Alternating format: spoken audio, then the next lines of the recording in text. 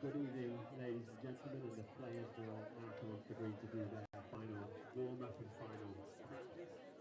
So while they do that, welcome to Rose Park and welcome to the Craig Roberts Memorial Invitation for 2025. It's hard to believe now that this is the 10th year of running this event, and it's gone by very quickly, hasn't it? It's 10 years. But 10 years, and thank you for your ongoing support. We've raised an awful lot of money in those 10 years for charity. And this year, the charity is the Poppy Factory. So we have a raffle going on. We've got, I think, Jackie and Sean are coming round selling you raffle tickets, and all proceeds will go to the Poppy Factory, which is supporting veterans with health conditions in their journey to employment. So please support it. The prizes are all under the shelter if you want to come and have a look, but you don't need to see it. Just give your money away and let's raise lots of money for the charity. Refreshments will be available throughout the evening, so come and visit McFillington's, go to the cricket club, just have a good evening and enjoy the refreshments on offer. The event this year is being televised again by Border Sports, so Sam and Tom are on the far side of the green. The commentators may change, but certainly worth a listen at a later date to catch the live event and stay off your phones. Also got a bookie here in the corner, which is shelter. So if you want to spend some money, have a place to bet, head over there for that. And I think that's probably all of the places to go other than watching the bowls. We'd also like to welcome Calvin and Margaret, who are Craig, Mum and Dad here again. We welcome them to the event again, as we say, for the 10th time. So now we're going to turn to the players. So if we can just ask that any players who are not currently on the green, if they would step onto the green for their final practice.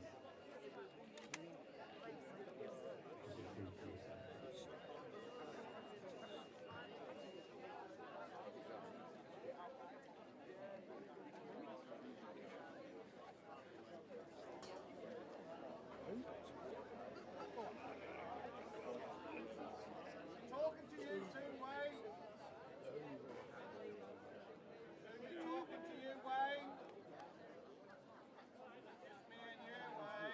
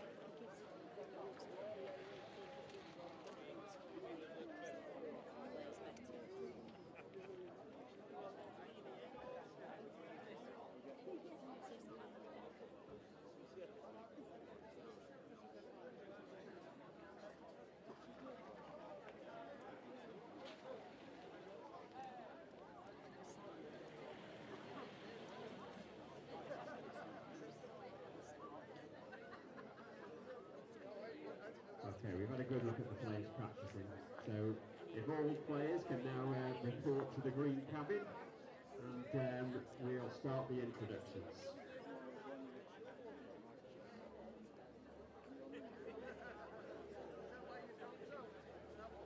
Come on, Jack.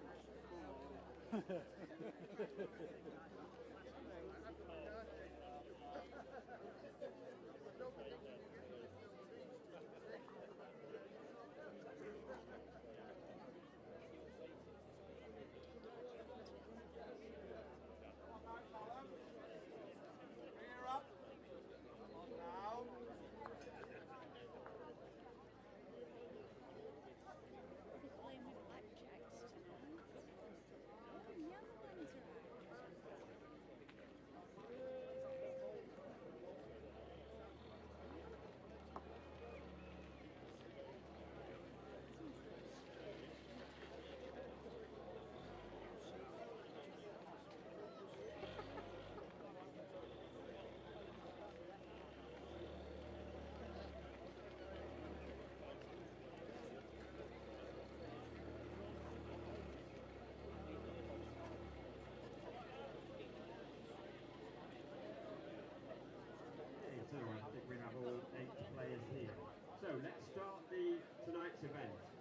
before we introduce the players, please welcome onto the green for this evening our referee. He's the eyes that Bar would be proud of. It's Beaumaris's very own D.T. Evans.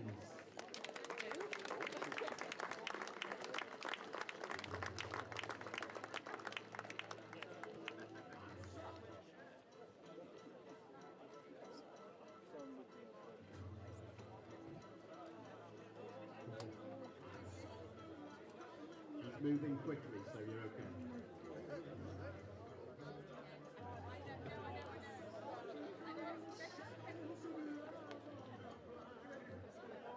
So now to our first player this evening, a shark from Tamworth, 80 miles from the nearest sea. Some impressive titles to his name, including 4 times North Midlands Merit winner, All England winner back in 2017, Wigan subs and the Richmond winner, to name a few. Haunted by injuries the last couple of seasons, but more than capable of victory. A feisty competitor looking to leave a mark on his opponents this evening. Please welcome the Shark, Darren Blenderley.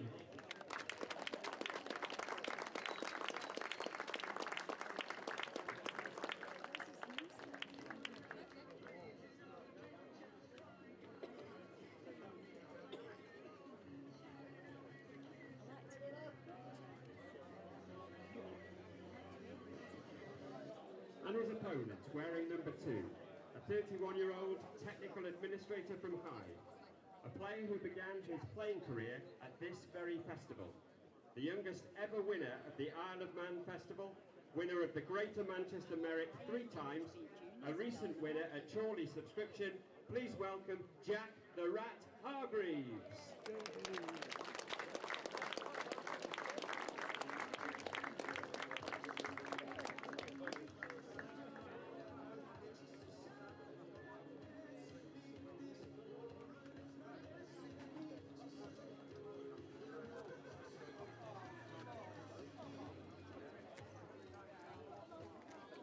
Now to our second game of the evening, making his first appearance, a financial officer from Sheffield. A player who is impressing on the competition circuit with wins at Booth Classic just 12 months ago. A near miss at Ribblesdale in front of the Blue Border team.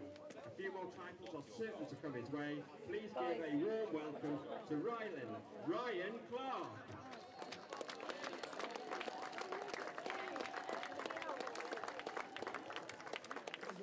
They're friendly anyways. They're friendly. They're friendly.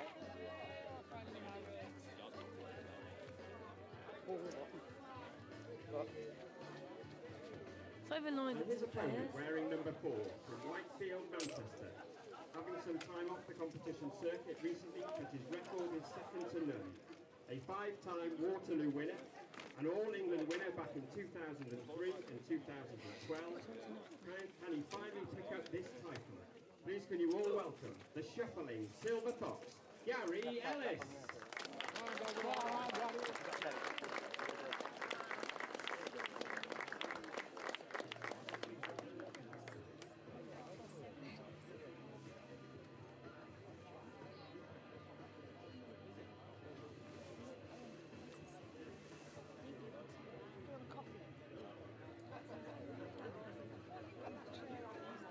And now into the bottom half of the draw, which is a bit tasty with 3 former winners.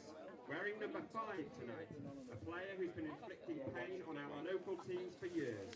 From down the valley in Clanroos, a Waterloo specialist, winning both junior and senior titles. 4 times Welsh Merit winner, 5 times George Davis winner, and a recent winner over the border at Bridgewater to book his place in this year's Champion of Champions. Please welcome Bales from Wales, John Bailey. Oh, boy.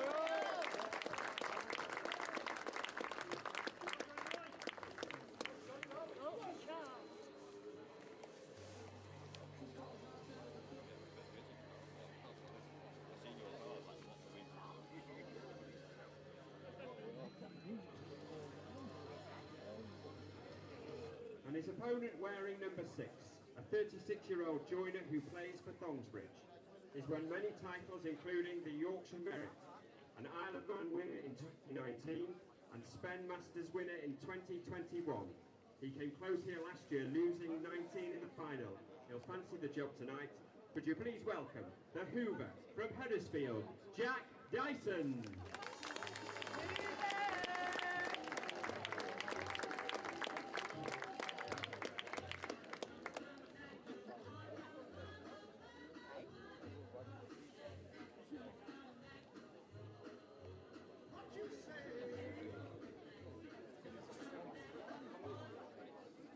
And now to our last game of the first round. Wearing number 7, a 34-year-old aircraft manufacturer from Wigan, a 4 times a Junior All-England winner, 3 times a North Lancs and Fylde Merit winner, a September Isle of Man winner, a Waterloo winner in 2017, and a previous champion here in 2018. He'll be confident of doing well this evening. Please welcome the Beast, Wayne Ditchfield.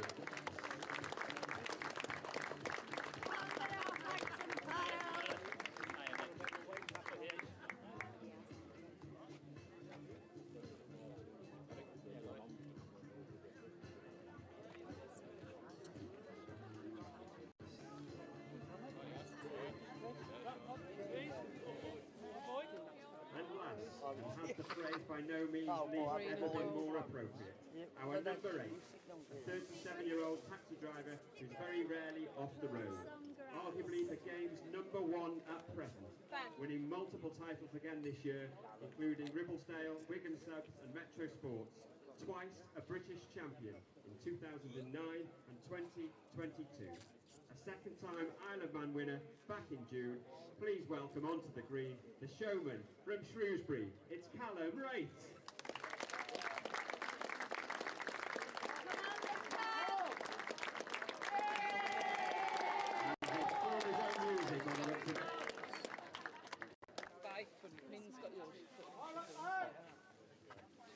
And it would have been dancing on the ceiling, but you all know that because you've been coming here for a few years.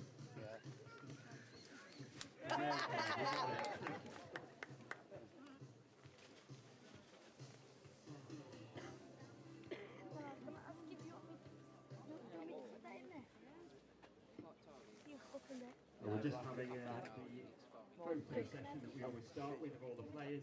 You won't go in because the handles, yeah. And of course our referee. I'm going to put this on the floor. What's on the... Oh. Just be very careful. I think Craig's mum and dad, Margaret and Calvin, are also... See with them. What do you have a referee? What do you have a referee? Because it's an important game. How can you cheat this stuff? How can you cheat this?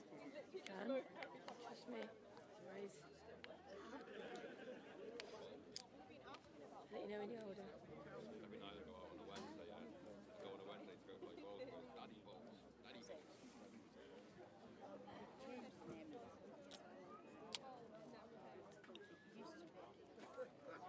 Thanks for coming everybody, that's it for the evening. Right, good luck to the players, let's enjoy a really good evening of bowling, and remember to give generously to good charity. You will start your games. Yes, boss. Yeah.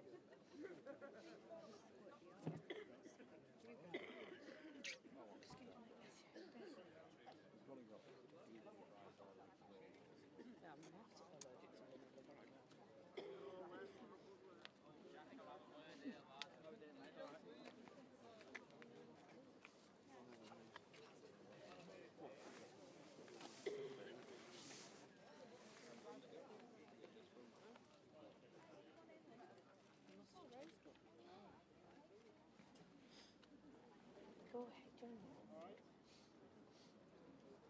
Drag through one, that's all. I need to get the phone. That doesn't do anything.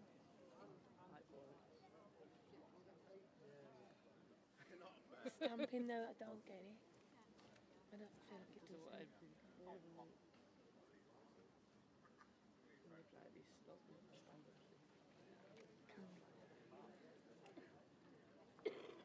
Well, we're in, lad. Yeah, I don't know.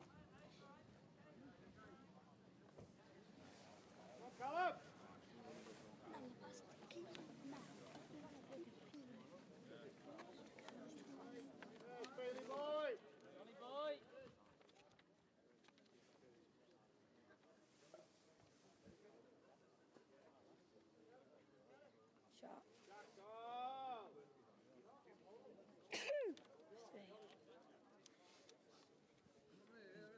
Jaden, stop messing with me. You'll get infected, you have to chop it off. Rear up, Jack, go! Right, Cal, Paul!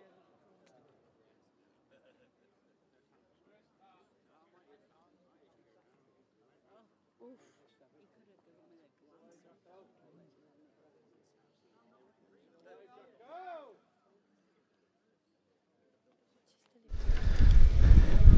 Good evening, everybody.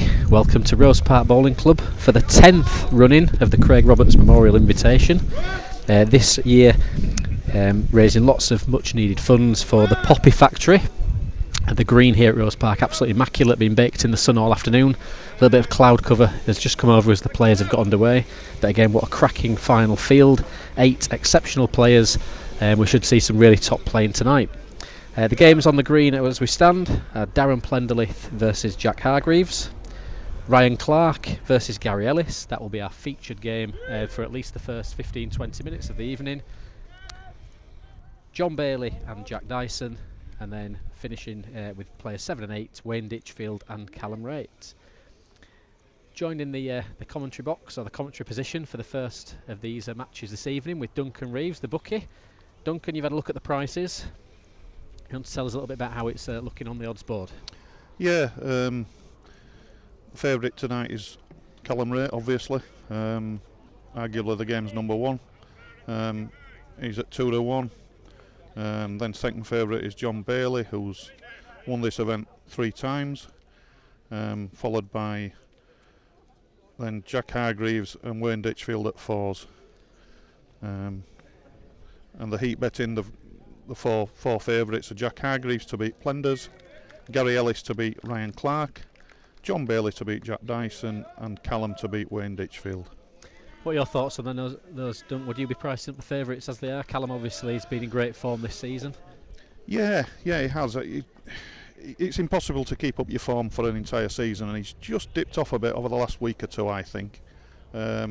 He's had a disappointing loss this afternoon in the I think it was the George Davis Trophy, the main one. Local Huddersfield man Danny Beebe's just licked him 21-20 on this very green. And I understand he's had a bit of a disappointing week in the pairs as well with John Bailey. But he's set off well here anyway. Yeah, it's obviously we're going to be looking at that game for too much for the first few minutes, but Ditchfield and Callum can go either way, but probably Callum on form this season would be the favourite, rightly so, with the bookie. But Wayne's class player, and they've had a couple of good battles, I think, in previous years on this green. Wayne's been coming probably as many years as Callum has, so the green's going to be not going to be something that's going to suit one of them more than the other. No, that's right. Yeah. So the game we're watching a little bit more of for the first few minutes tonight.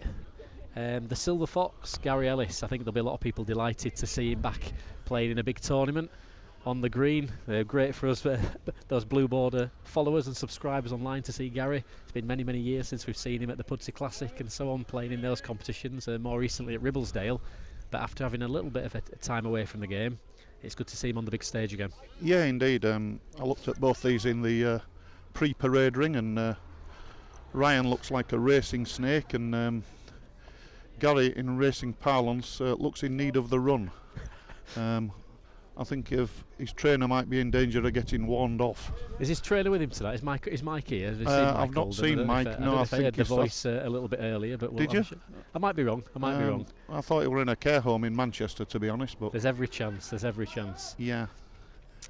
Both Ryan and Gary were here earliest for practice. They were on the green in. They've had a good hour, haven't they? I think probably Gary refining some previous marks from many years ago when he was in the comp, and Ryan's first run out. Yeah, that's right. And I spoke to Ryan. He says it's a strange green. There's not a lot. He doesn't feel there's a lot to it, which is sometimes quite difficult when you're practicing, because you're not sure what marks to play and what marks to practice. Yeah, that's right. Just subtle little differences.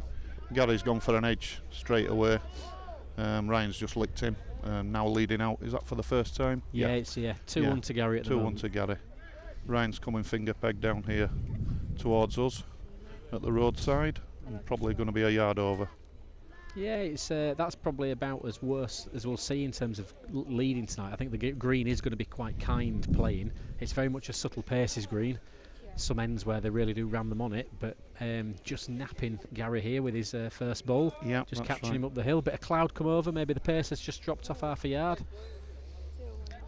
Yeah, there's 1 or 2 brown bits on the green, but compared with a lot of greens at the minute, it's in really good condition, isn't it? Yeah, obviously, I mean, it's a bit out of our area. A trek for us to come over.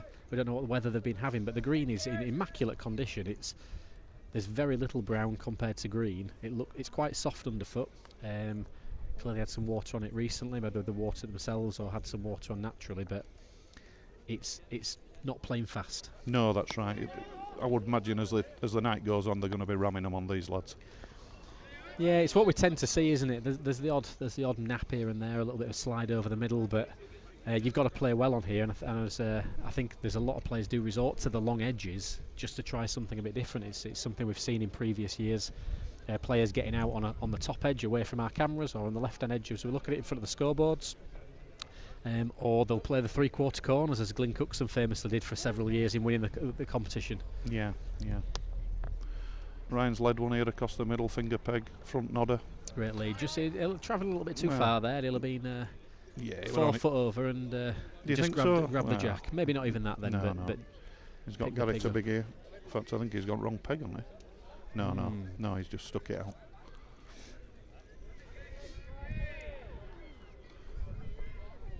Ryan looks just showing there that it's just quite a shallow playing mark. He's almost setting inside the jack road. Yeah. If you look at where that's finished compared to Gary's first, obviously Gary missed the road. Quite a tough mark actually. I think it's the one part. I think that over the crown are the subtle marks on here where we've seen them both ways, from left to right as we look at it on our screens, and the direction that we're looking playing here. You've got to absolutely nail the road. It's a great good effort ball from Gary. Could have won it. Looks to have stayed in. Ryan seems to have suggested so with some body language there. That stayed in a length. Really good adjustment. Yeah, good ball. Yeah. I mean, we've been driving over today, had a couple of hours in the car together. It was a game that we've anticipated and spoken about a lot. We've not seen Gary play much. We believe he's playing a lot more league bowling. Is that in the Chadderton League? He's won 10 out of 11 in the Chadderton League, which is a decent standard, and he's playing top grade on the panel every week. Normally playing Graham Wilson or Paul Dudley or Neil Bithell. Yeah, it's going to be really interesting, because I think as we look at it, we almost think that Gary, is he playing, is he sending, what's he doing now? Because we're looking at the past Gary Ellis that played in everything and won nearly everything there was to be going. That's right. The one thing about Gary, he does need to be sending bowls. He does need to be putting the time in. But knowing Gary, he will have put the time in, even for this invitation. Yeah. Because he doesn't take anything lightly. Well, he's had the full hour practice. Yeah, correct. He was first one. He's been right round the green. He's been, as always, meticulous in his concentration and effort, even in practice. Cat goes on with a mat, takes his time, watches the ball to the finish, and seems to practice well. But again, I think this is a green where how you practice doesn't have a huge impact on how you play. Great second ball from Ryan there.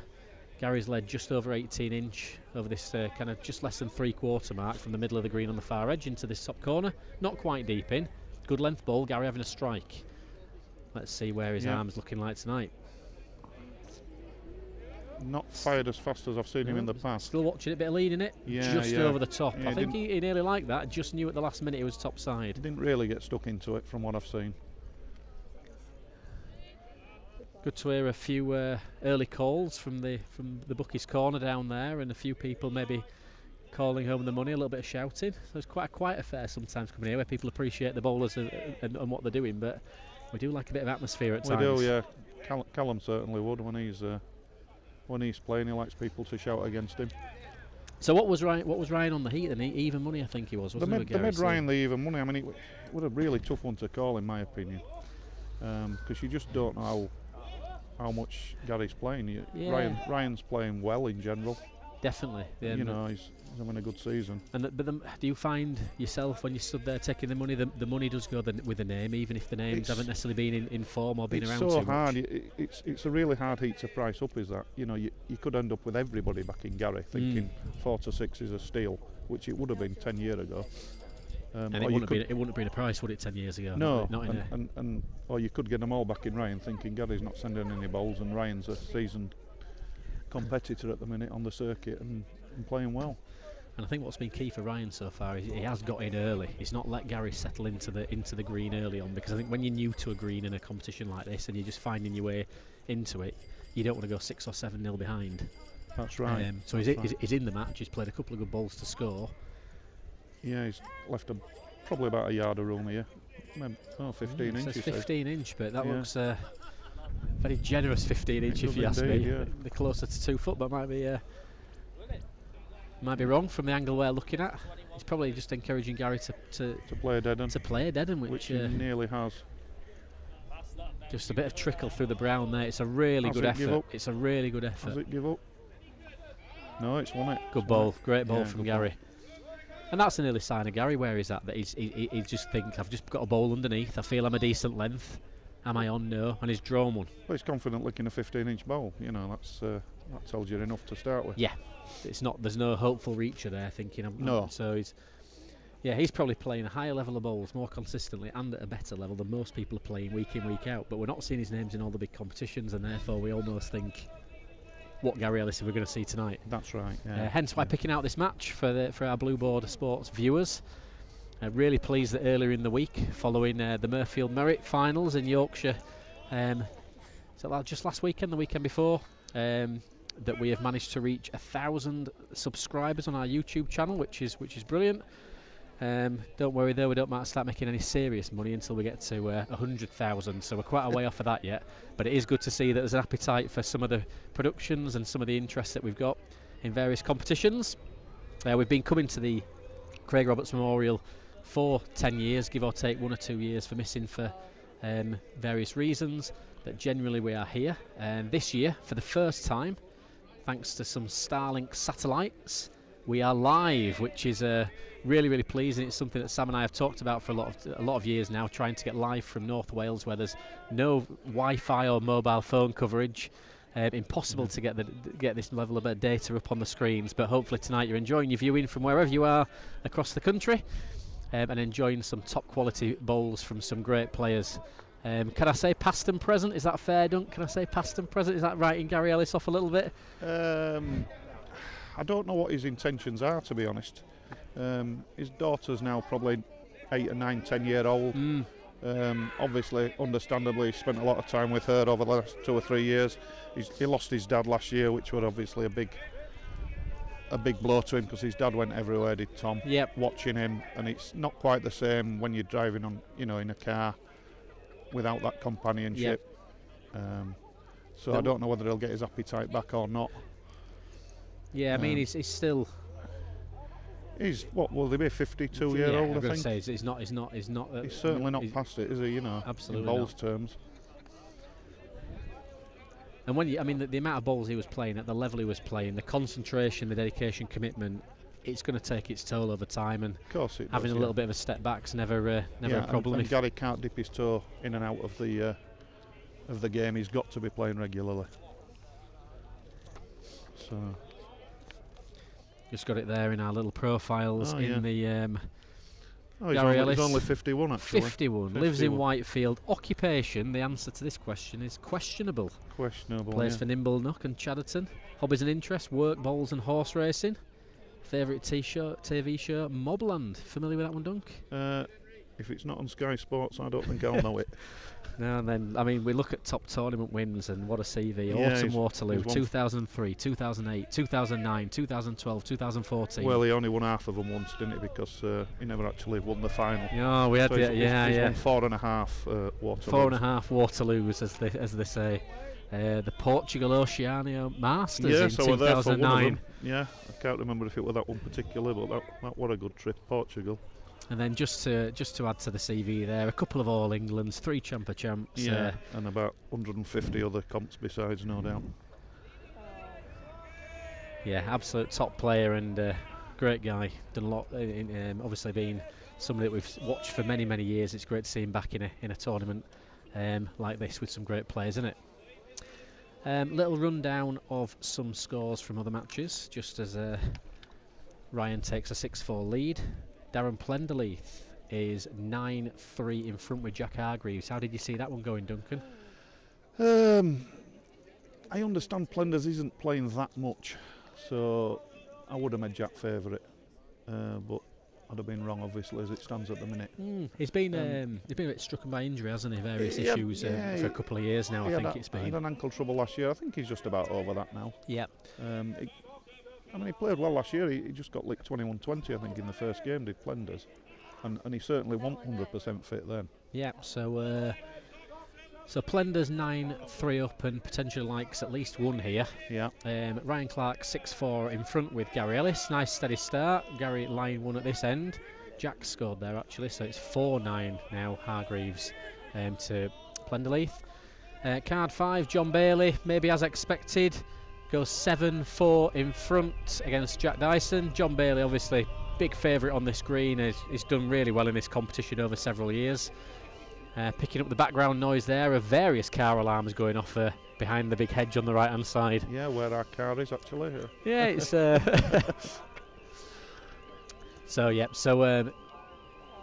John Bailey 7-4 up, and then, well, I mean, not really surprised, but I suppose the scoreline is that Callum Wraight is 11-0 up at the moment, playing a probably 22 metre mark, if that. Yeah. Just off the centre of the crown, not in the centre of the green. And he's got a little bit of support from the bookies' corner again. A few must be on him tonight. He's been on the encouraged a little bit of comeback from Ditchfield there. Not necessarily what we want to see on the green, but maybe something's been said a little bit out of. I'm not sure who that is actually who's shouting down there.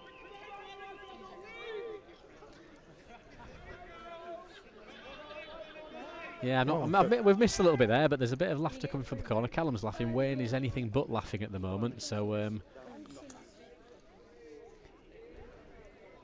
let's see if we can work out. But it looks like Wayne's played a really good bowl. Yeah, Callum's playing at it. Callum's just playing a nice little runner. Looks good from where we are. Does it peg though, Dunk? It needs to be a length, and it's not. Well, Wayne with an ironic cheer that's met with a little bit around the green. Because, as anyone would know, you don't want to get zipped. No, you don't want that polo. 11-0. He hasn't bothered making another, but anyway, he's off the mark. So 11-1. And we're almost writing that game off now and saying that's a result.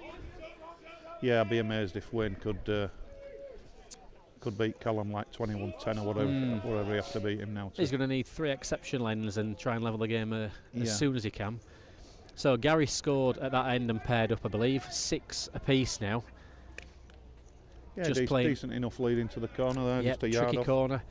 I always thought the one thing watching Gary, mainly when he came to the Pudsey Classic, but other competitions as well, was his jack positioning. Really good at putting the jack exactly where he wanted it. Yeah. Deep into corners, tight to edges.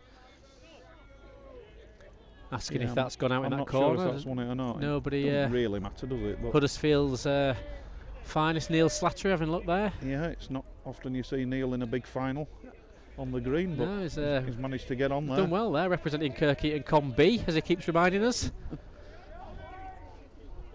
Yeah. Gary's trying here, isn't he? Looks all right. Yeah, it looks gets a good on pace. this ground bit. If anything, it might whip a little bit.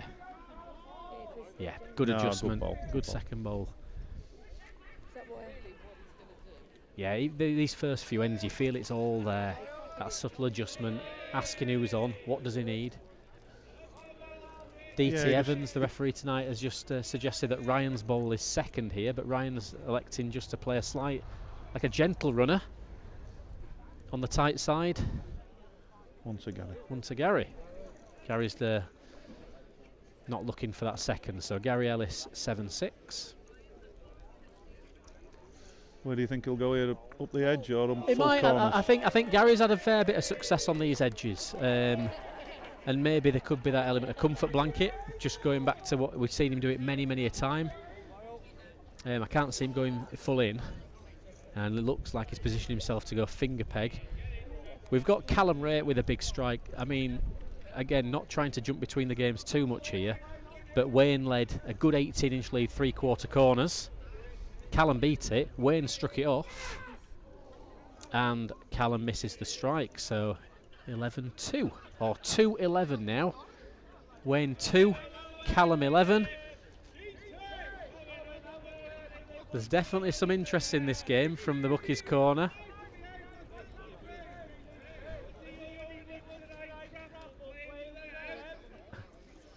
Very early on in the evening. I wonder what's been going on this afternoon, Duncan.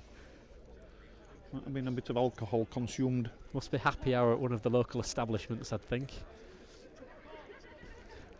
And like us, quite civilised. We had a lovely dinner, haven't we? We've had a lovely lunch. What was the name of it? The Albert or something like that? The Albert in town, yeah, lovely. We've been well fed. Pizza, fish and chips, steak pies, nachos. That was just Richard. Yeah.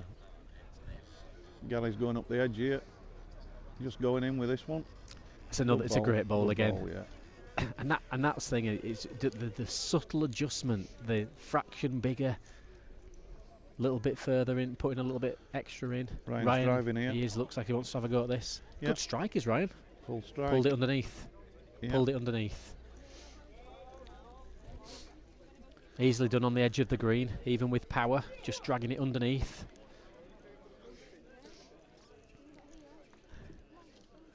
Yeah, I don't even think Ryan's been here in the Colwyn Bay Festival, to be honest.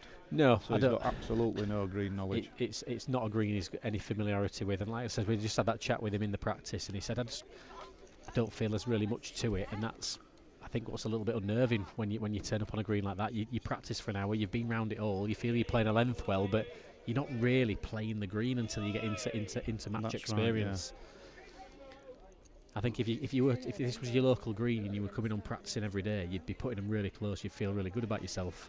But when you're in a match position and you're starting to find a few subtle marks and slightly different paces up and down, yeah. this is probably a little bit more of a push just out of that far corner. Don't know if you can just the gutters might give it away a little bit. There's a bit of a dip in the green where Ryan's feet are. 2.5 foot short is Gary here. Ryan This just will needs to limp past creep it with a in. clear. He's been Oh, unlucky. dear. He's been unlucky. So Ryan sits a couple of foot short. Gary now just a foot short. Probably overthinking this. Just needs to, but again, He's not rushing. take a good look at it, how it lines up. Can't knock it in on the straight peg. No danger on the round peg. it's, I don't really know what he's. I wonder if he's just conscious about building a bit of a target. Maybe just wants to know how much further he wants to be past his own. Anything behind the jack here, he's going to be asking Ryan to draw one. I don't think Ryan's got an option of playing a runner with where his ball's positioned. That didn't come out. That did not come out well. Great, no, that didn't come out well. Short. And he's not deliberately playing that short at all. No. He's definitely played for one there. Just a bad start. It's just forcing Ryan to play a reach on the inside of that. I can see On the Ryan peg. playing thumb peg. Just on the inside of that ball. I think he's going to play. I think he's going to have to play with quite a bit of force to keep it on the inside. Always a danger. He can take his own out if he plays with too much. From where I'm looking, I think there is dead weight outside Gary's last ball, so that would be the near side of the ball as well. Looking on the camera, Sonic 9-inch off But on it. This yeah. ball. It's just a case of at 9-6 behind. Are you going to risk taking your own out, or are you going to keep it tight? He's playing that. He's playing the reach on the thumb, I think. He's playing the shallow runner. He's on the straight peg, isn't he? Done his own. He's gone in off.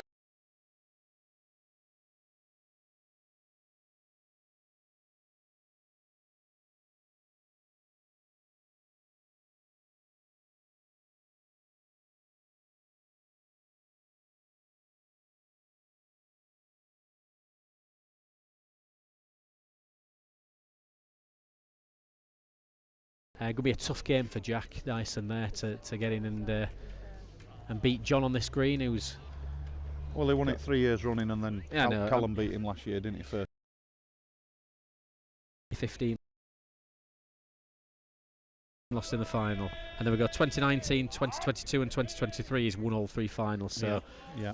obviously green. That and lost to the winner last year in the first round. A lot of time on here. And when you're playing this level of field each year as well, coming out each individual match is a great achievement. So Yeah, to win it 3 times on the trot. But Jack Dyson's had some good form on the green in his recent visits. It's a green that seems to suit him.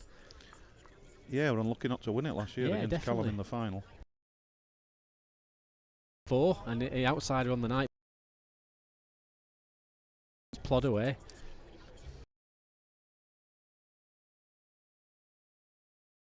Litchfield's now crept back to 5 from 11-0. It's now 5-11, and he's stretching Callum, but he's stretching him on a mark.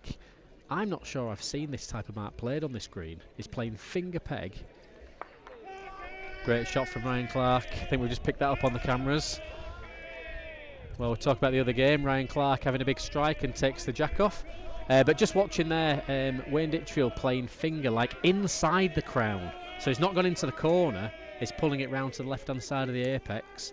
Bad lead. You'd almost think that would suit Callum with his delivery, wouldn't you? That sort of mark. I think, well, so far it's suited neither of them. He's turned over with this as Wayne.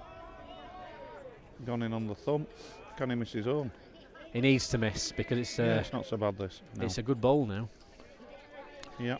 Now does Callum follow that in, which would be easier on the thumb peg. However, Callum's played a good line with his first, he's just short.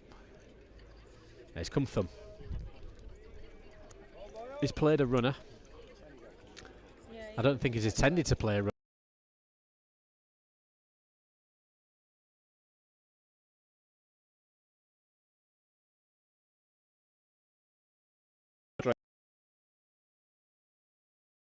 He'd be relieved to get away with anything there. The position of where he's left him, he's not played 2 good bowls where he's a poor lead and then an average second. Yeah. But to see the jack get pulled out like that, and bit of a game changer, 12-5 to Callum.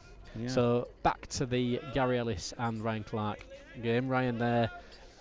Ryan's led a bad one and a bad second as well.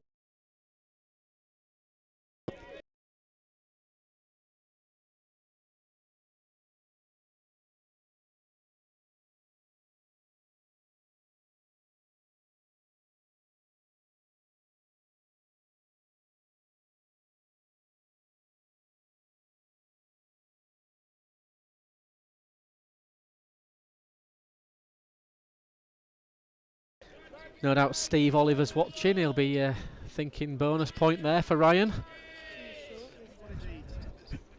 Ryan's asking, what are you eating, Ollie? Plenty of snap on here, as they say. We've got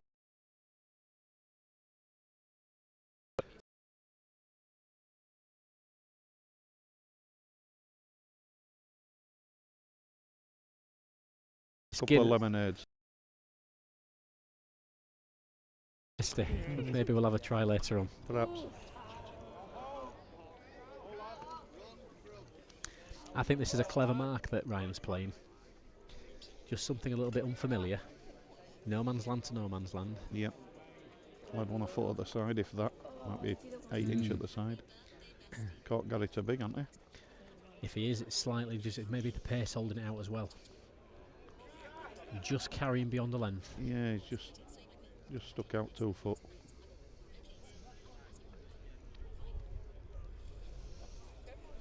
Ryan playing with his tailors. They are a bit keen. They do finish nicely. So Gary's maybe following him on his land. Ryan seems to be a lot bigger there.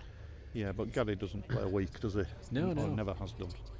I don't know if he tweaks them up a little bit. Certainly don't play Gary weak. having a strike here. Can shift them both if he hits them right.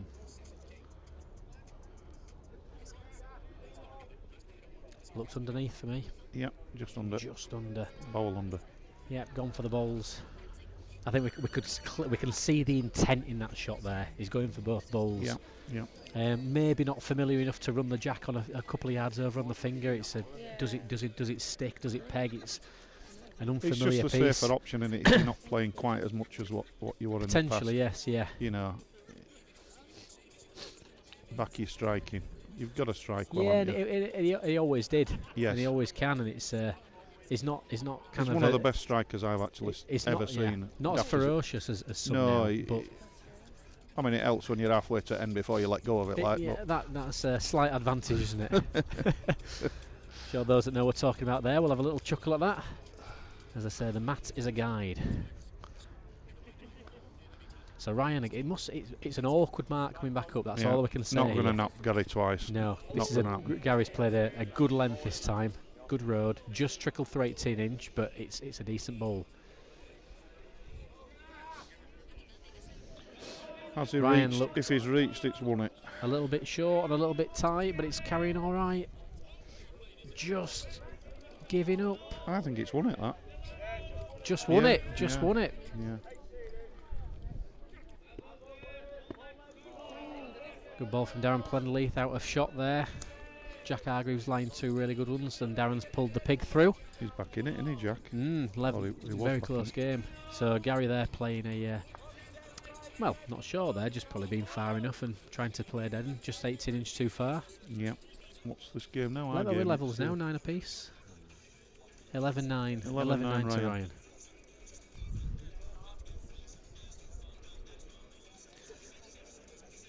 Darren Plenleith 13-11 against Jack Hargreaves. Ryan Clark 11-9 against Gary Ellis.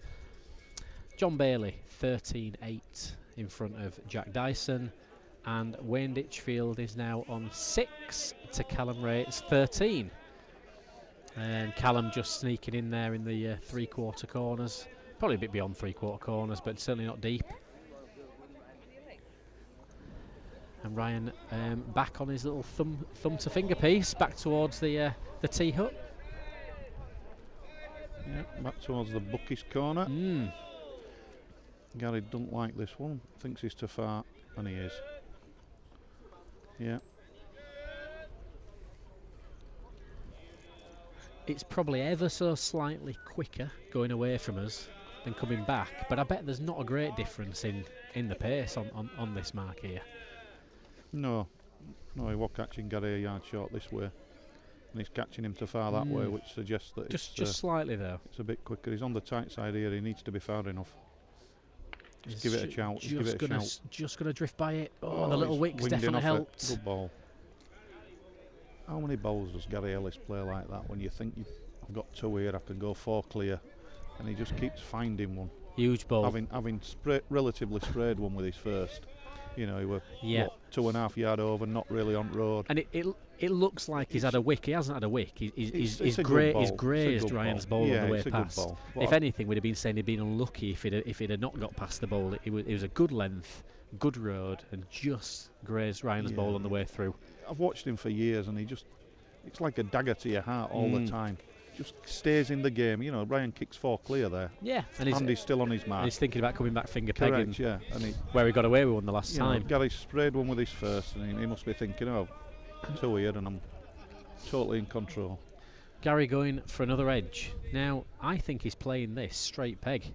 Yes. I think he's played this finger peg along that bottom edge. There's a bit of a basin on the left-hand side of the land as we look at it, and a slight uphill finish, very, very slight. So you've got to get it down into the basin in front of Jack Dyson's feet. This has reached.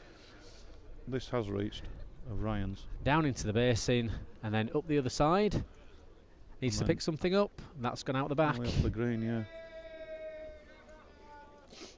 Neither of them both should be counting.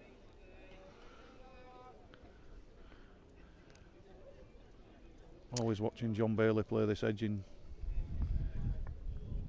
general, aren't we? This is his favourite edge. Does he play it on the peg though, John? I think so, yeah. There seems to be, there's a lot of edge jogging in this competition.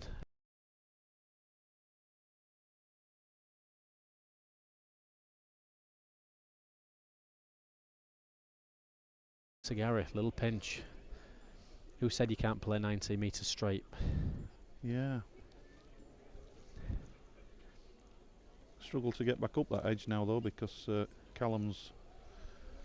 Yeah, well, he might. Is he going to come? Is he going to play the edge he's been playing? No, he wants to go back up that edge. He's waiting now, isn't he? So we're expecting Gary to maybe send the jack a bit further this time and be napping Ryan short out of the basin corner. Yeah, so I think he's a really big send of the jack up the hill. Callum dancing all over the place. Just get out of the way. That's what Gary will be thinking. Long edge this. Long edge. He's not too far. He's not too far with this. It needs to stay up. It needs to stay up. If it stays up, it's not going to be too bad. It's just, if it stays up, it's going to be all right. Has it stayed on? It stayed Yeah, on the it stayed green. on. All the way looked like he might have been just bottom side. Impossible to say from here how far it off it is. Ryan's definitely reached.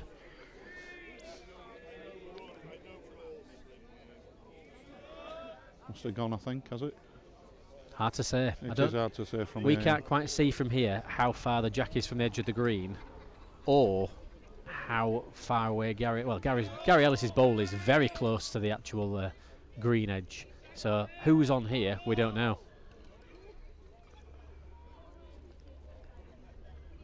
This looks a good pace. Needs to scrap a little bit, I think. Needs to yeah, scrap. Probably goes in. 2.5 foot short, but you've got to think that's nearest. Certainly nearer than Ryan's. I'm being bamboozled by some leopard print legs behind the jack. I can't quite make out what's going on. There's camouflage and all that. Yeah. DT says second, so he's suggesting. So is it so 1 to Gary, or is it 2 to Gary? Well, it's too far. Just. But will it stay in? Good ball. Good ball. No, it's Tap of the leg from Gary. It's gone in.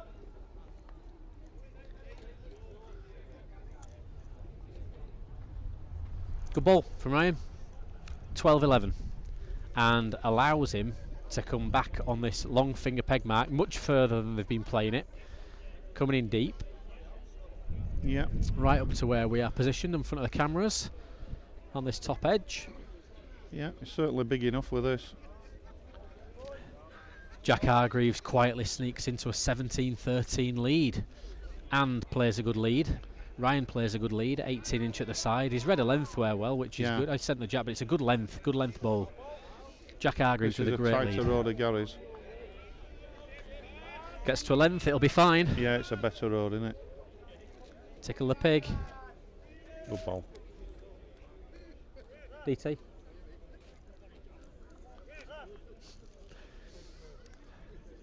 Got the back of DT there. Ryan's elected to drive. Great ball from Gary. Right amongst this dunk, so we should get a good view of it. Yeah. Likes it, a bit of shoulder in it. In. Just a fraction. You know, don't you? You always know. How often do you hit when you see somebody lean? Never. He's hoping to glance it, but yeah. Very good reply to a good lead there from Gary. And if he gets 2, it'll be a great second ball. Just short, I think. Looks a little bit timid, this one. Yeah. Jack Hargreaves 19-13 up after Darren Plenderleith misses a strike against 2 6-inch bowls from Jack. What was the score early in that one? It was several in front, about 7. Well in front, 7 in front. And like it's 10-3 just turned around the other way. So 19-13 to Jack Hargreaves against Darren Plenderleith. Yeah. We've got 12-12 now with the Gary Ellis Ryan Clark game. I'd say 15-10. Is that right, Dunk, on John Bailey versus? There's always one person with a leg in the way. Yeah, that'll be it. 15-10 John Bailey after Jack Dyson ran into the back of him here. Callum Wraight 19-6 now and standing a front nodder.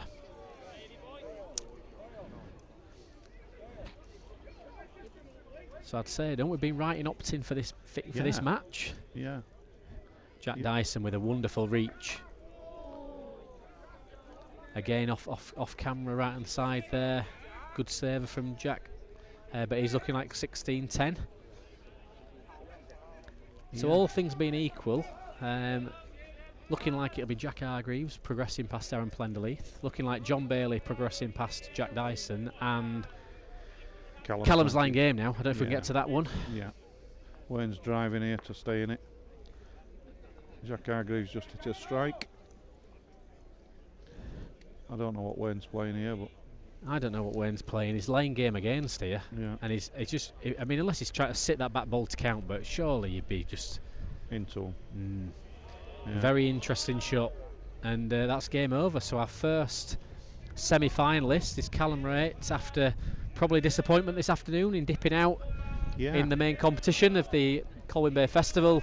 Progresses 21-6 past Wayne Ditchfield, and Ryan has a cheeky in off there against Gary Ellis, which is potentially a big shot in the context of their game. Darren Plenderleith gets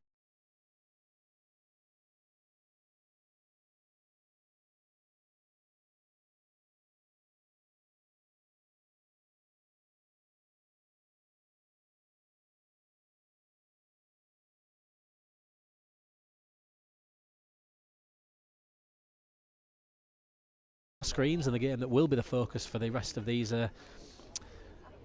this last 8. Ryan Clark and Gary Ellis. 13-12. Yeah, it's not been a plethora of twos in this game, has it? No, they've both been just kind of finding their way through a little bit, and when you watch a lot of competition bowls, you sometimes think that these games can help you if you get through. You've been round the green a lot, you've played a few different marks, you're having to read a length everywhere, and then you get through and you feel like you've got the green in your arm a little bit. I mean, Callum is happy, he'll play 1 mark and that's it. But for Ryan and Gary, either of them, if they get out of this game, they'll be quite pleased that they've had a bit of a movement around the green. Yeah, and definitely. Bit of genuine game time. Far better than practice. Gary overreaching here. Yeah. Takes a leg, but not good enough. So Ryan 2.5 foot. Gary's gone 6 foot too far. Should be line 15-12 here, Ryan. Yeah, a bit of activity near the jack as well when people measuring and so on. It can just get in the corner of your eye. Good ball. Fraction tight, but left a gap. Good ball. Gary very quick to play this. Certainly not as far, Duncan. Certainly not as far. He's watching it and getting after it. It needs to shuffle on for me. Hard to see. Saver, does it save? Yeah, it's saved. Darren's legs are in the way. Just the saver. 14-12. Jack Hargreaves all but 14 now. Jack Dyson gets in against John Bailey. 11-17. This is probably about as far as Ryan likes to go, really. Very rarely you see Ryan play full corners. You know, he'll play 3/4 and he likes to see a bit of peg on the jack as well in general. He does. Think. Played it's not special, is it, that? 4.5 foot short, probably. Not desperate. Yeah, a little bit of, I think there's a lot play for the finish down there that isn't actually there until you get over that until dip. you get in a bit deeper. I think they're actually just shy of the real dip there. Gary playing a little bit timid to it, and certainly a ball outside. It's having a look, it's trying, but I think he's short more than anything. Yeah, he turned his back on it anyway. Ryan's just waiting for Darren here. Yeah, well, Jack Hargreaves playing a strike and missing, and so Darren's. Well, if Darren does pair here, 16-20, needs a good 5 minutes.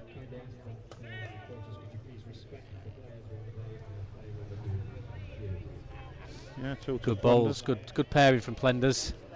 Good ball. Little round of applause from the fan club over there. And 16-20, needs a couple of good leads.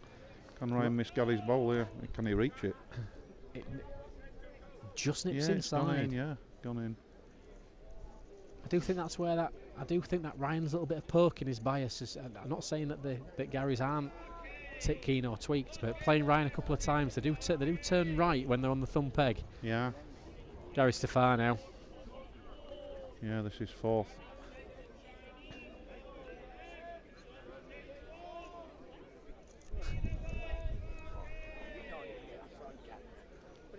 Just sneaking a little bit of breathing space. 15-12.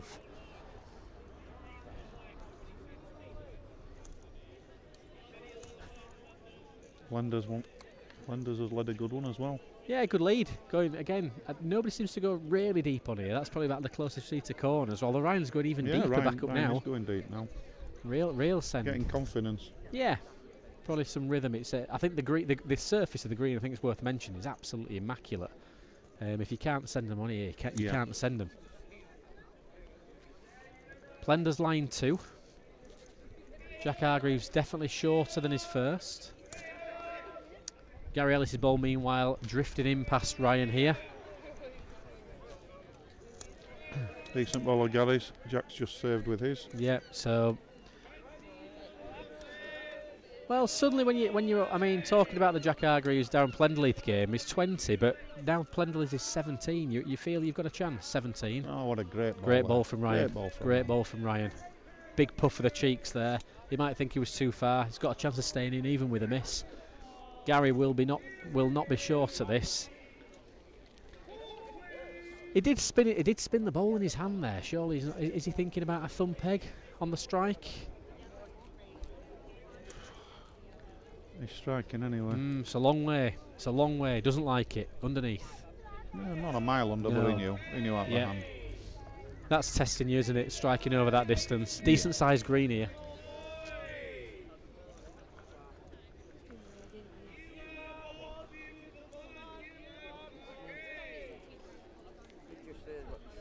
Ryan's brought his one-man band with him in that corner. Oh, there's two of them now. Yeah. A couple of gentlemen in that corner having a good time. It's funny for the first 5 minutes. Plenty of Ribenas on that shelf, Duncan. Yes, I think there's a village missing their idiot somewhere at the minute. It's always, I think it's one of those, you go to the big events, and obviously you were down at the All England the other day, Yeah. when there's a lot of atmosphere and it drifts Yeah, into background noise, but when there's only one or two very prominent voices, Yeah. it's hard for anybody not to hear it. And Yeah. as long as they, certainly Wayne Ditchfield heard it Yeah. earlier because he was. I think all you ask is that people are respectful and time it right. Yeah, when you, Timing it right's key, isn't it? of course it is. Yeah. The You don't ri- mind them shouting. No, but- exactly. Yeah, shouting for the money, shouting for the man. So that ripple of applause you'll have picked up there on the microphones was the end of the Jack Hargreaves Darren Plenleith game. Jack Hargreaves 21-17. He will meet the winner of the Ryan Clark Gary Ellis game, which is currently 16-12 to Ryan. Ryan's had a good, probably a good spell for the last 6 or 7 minutes now. Only scoring ones, but Gary's just struggled to play a length for these last few ends. Yeah, it was interesting that early doors Gary had the opportunity of going in the corners and didn't take it. You know, went for an edge, which, having watched Gary for a lot of years, certainly at the Waterloo, you think, why don't he go for it? But he used to go for the corners first. He'd go for a 3/4 corner, and he sort of edges were his last resort. Yeah. Because he almost wanted to fish, Yeah, get the run into the green. Yeah. You know. Edges would be the get out mark. Yeah, if, that's if, right. If required. But I'll when he were play an playing edge. really well, you know, he'd go for the corners first, would Gary. And he's played tonight to maybe feel his way in yeah, the other way around. That's right. The other way around. It's unusual. Good effort. It is a good effort. Good Can effort. it reach? Can it reach? Great ball. Ryan taps his thigh. Yeah. It's a marvellous Good ball. shot. There we go. Rolling back the years there. And in the context of the match again, 13-16. It's a massive ball. Of course it is. It's just what he does. Jack Dyson with another one here. 17-12 down. I don't know if John's just found one. Yep, just plays a length in this corner. Does John Bailey. Just gets away with it, staying on the green arguably. But 18-12. So it's looking like a battle of the buddies, John Bailey and Callum Wraight, unless Jack Dyson can pull something out in the last few minutes. Gary Ellis gives himself a lifeline with that last bowl as well, 13-16, Jack in hand. Now, does Gary play long? He keeps looking at this edge, but I think he's going to try. He's only coming 3/4, I think. Yeah, but he's going to come longer, isn't he?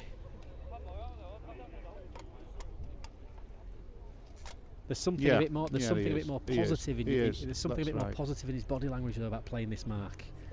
It's less of a It's a conservative similar mark piece. to what Ryan's just been playing, actually. But it's different with Jack in hand, obviously. Yep. Needs to get up. Needs to get up to the Jack. It will look after itself when you get towards this length. Just gets over that There's lip. a little bit of a shelf Yeah, just there's a lip here. there. It's a good bowl. It'll look closer from the mat. Probably 4 foot short. The feet are coming out of the basin. You might be able to just pick up on the camera. The feet being a little bit lower. The green's a little bit lower in that far corner where the mat is. Ryan's definitely further than Gary. A bowl tight and comes Goes right out, round the goes corner. Out this, yeah, goes out. Yeah, Nearly goes telling off. himself to reach from the mat.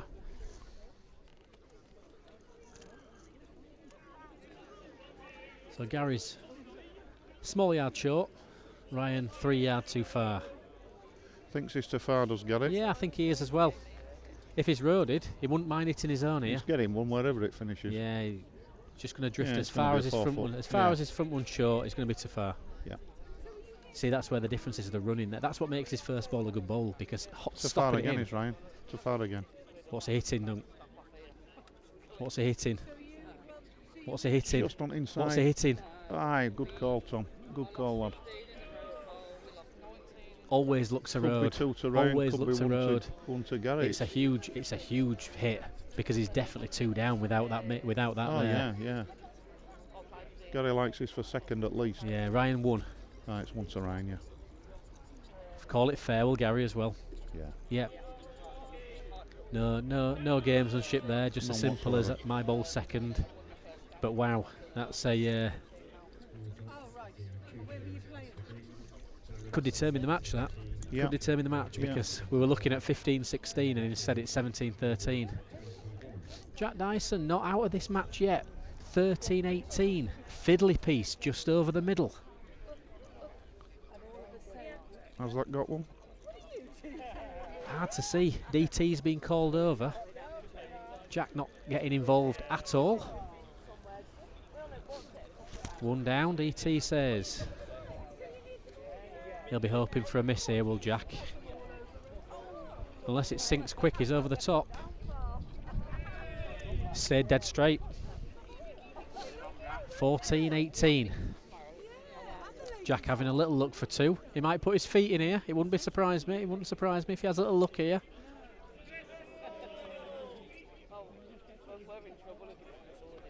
Is he doubting DT Evans? Yeah, well, I think we're going to see Jack's big Reeboks having a little You shuffle at think this so? here. He'll get nearly 2 feet in there. Then No, he's not Signal's bothered. won. Meanwhile, Ryan's played a length and Gary's 2 yard over. Yep. Ryan's going to be line 19 after this second bowl. Ollie will be getting giddy at home. He's certainly not as far with this. Certainly Better not as pace. far. Better pace. Can it run? Finds that brown bit, Dunk. It might just scratch. Giving up. Yep, Left sure. them both. 19-13. 19-13. Pulling that Jack at the last end is big. Right, it's going to be huge in the context of this overall match. Yeah, Bear Jack. He's pulled his Bear Jack up, but it was a mark that he'd been playing for the last 10 minutes. You know, it's not like he was- He's roaded well. We always say, make sure you're far enough. Don't be short when you're not on. Like Gary's done the opposite there. He's left it. Can't win anything on that. Andy's got the back ball. Yep. Unusual, really, but.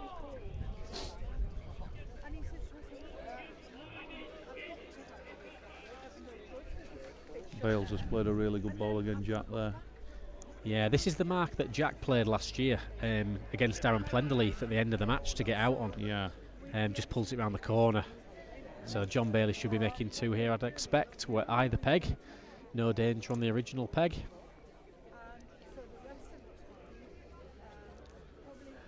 And if he just scratches past Jack's lead ball, we've got 20-14. Shy of it, didn't reach. No. 19-14. Ryan's got on it, another little rub there. Couple of foot short, Gary into the back of it. I think Gary will be disappointed that it was slightly tight. Probably would have wanted to be around Ryan's lead ball. Ryan looks a good second here, lying game. Good ball, real good ball. Yeah, just Real kind of good ball. got away from him this game from nowhere, really, hasn't it? They were in the match. Very close. Ryan had a good 5 minutes to get to mid-teens. What's he aiming at here? If he strikes, he's on. Just a saver. Yeah, that's all Surely he's just playing a rambler, isn't he? I think he's trying to draw one. Do you? Is he a couple of yards too far? Certainly too far. Couple of yards too far? Too big. He's laid in. Leading both, yep. So good second half from Ryan with an arguably a big flick in this top right-hand corner as we look. And what looked like a promising contest. Ryan comes away with quite a convincing 21-13 win. And it leaves us the last game on the green now. John Bailey leading out and counting at the moment. 19-14 in front with Yorkshire's Jack Dyson.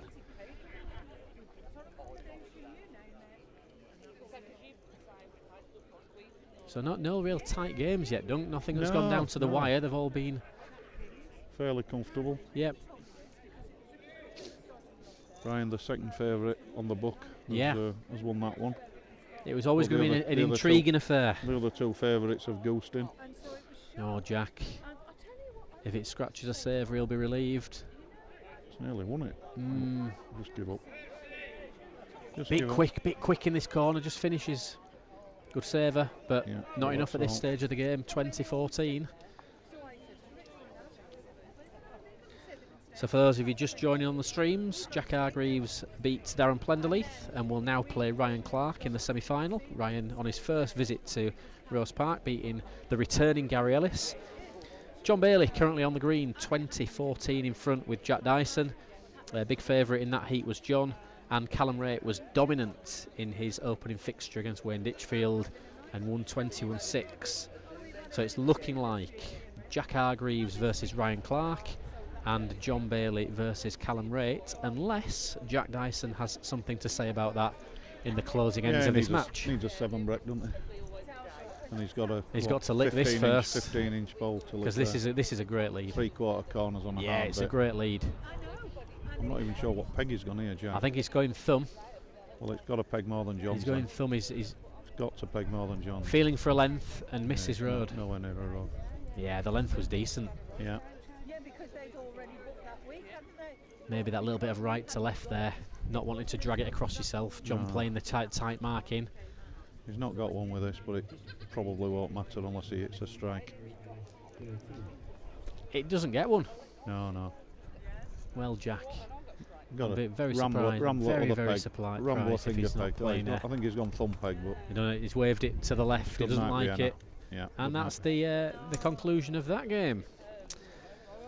So just to review the matches there, Jack Hargreaves beats Darren Plenderleith, Ryan Clark beats Gary Ellis. They meet in the semi-final. John Bailey victor over Jack Dyson, and Callum Wraight beating Wayne Ditchfield leaves us a John Bailey Callum Wraight semi-final. And we'll be back in several minutes for all the action, so feel free to replenish your drinks and join us again shortly. So she said, yeah, she said, so we're going to bring everybody's bookings forward a week. So, yeah. So are you going anywhere else bowling wise this year? No, I generally do. The all I'm here. Yeah. Because the time off work, because I can't get the time off work. There's no real weekend festivals. The only thing we're going to do is they moved to a weekend this year. Oh, have they? Yeah, so that's worth knowing in September. I'm friends with you on Facebook, so what I'll do, I'll message you to give you the date. Yeah. It's definitely a weekend in September, because it's always been the Monday, Tuesday, Wednesday, but they've changed it to a weekend this year. When the entry goes. Well, the ladies actually is a 1 day, right? Now, I'll find out your date for you, and then obviously you've got the men's that will follow on, and that's only over 2 days. So I assume the ladies will be the Sunday. Yeah, usually is. Yeah, but I'm not sure what. I can't remember if it's around the 20th or it's the 14th. It's one of them. But I'll find it out when I get home, and I'll message you the date. And then if you want to go, at least you know the date. Yeah, magic. Yeah. Super. Cheers, Trav. No problem, because it always used to be the Monday, Tuesday, Wednesday, and then because it's out in Fleetwood, people used to, oh Christ, I'm not doing that now. But and I know you still have to go to the Fleetwood Green to play it, but at least you can go to Blackpool and have a weekend in Blackpool, because you've only got to go there once. Right, I'm going to go and find the granddaughter, because she went off and used the toilet. She went back round that way a while ago. So she'll be Oh, she's with round here. Granddad. She's with Granddad. So he's probably thinking to himself, where the hell is she? You can't get up to dinner. Oh, bit of an affair. Gold green, light supporters.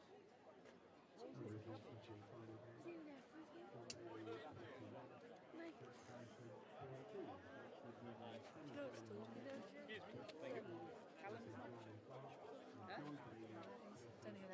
the one that's just by Wayne Ditchfield. The other one they were calling Callum. Oh, yeah.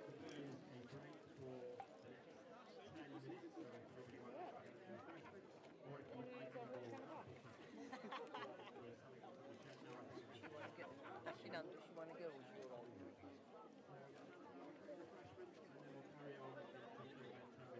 Want to go? Or I just thought. I feel like I'm in the way. Yeah. Let me get the toilet then. Yeah, put these chairs away. Hang on. Can you hold?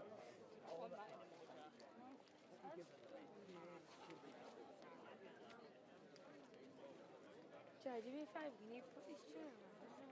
Hold that. Jai. Grab your can out of there. Yeah, open that. The top bit, open that. That bit.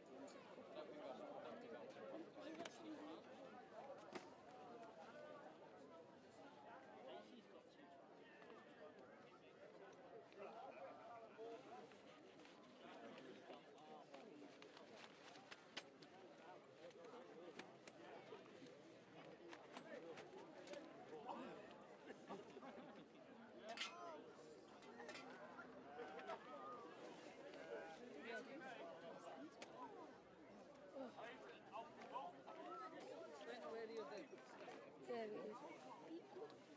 that bag's inside, I know you need to put that back in the right bag. Watch the lady behind. Wasn't that good, yeah.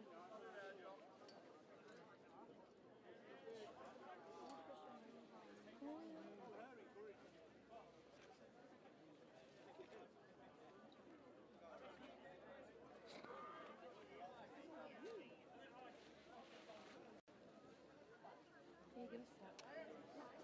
And then you squish them in. You're not, you're good.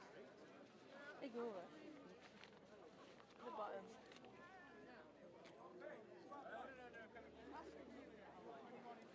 No, you're right, Cody. You took us up a bit. There we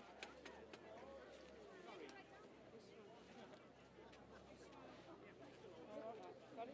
Yeah, looking. Sorry. Look at them.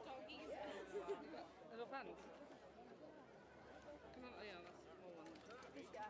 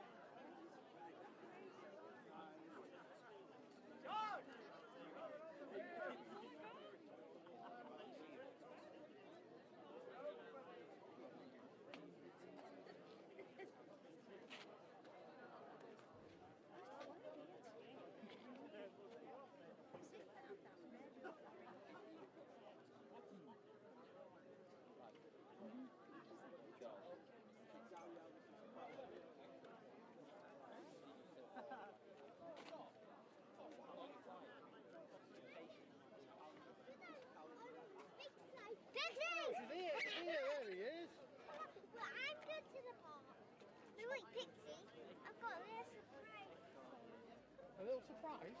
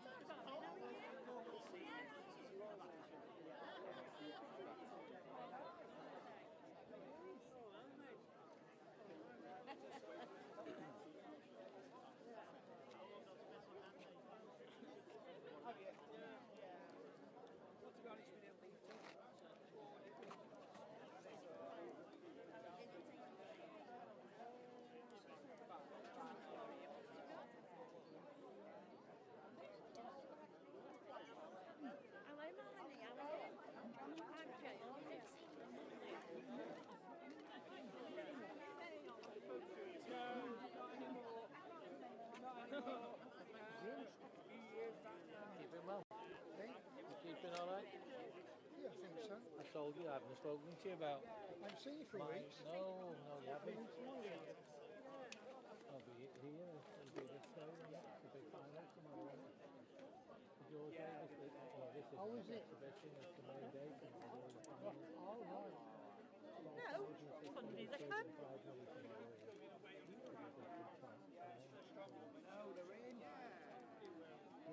had a few. I'll have a good chat with you, but I've had a few times. PSA level.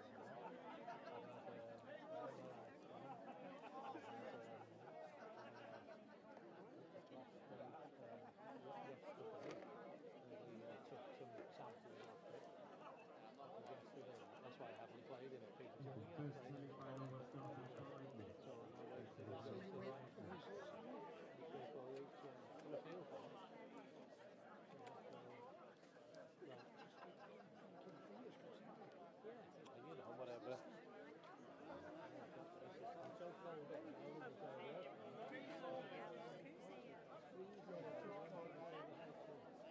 So anyway, we'll see. I just hope that, with the golf and things like that, I'm sure we're going to be fine on it. So,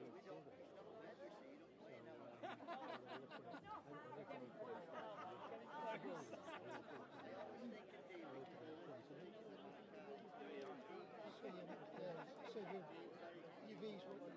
well, yeah, absolutely. Well, I'm here today. Yeah, okay.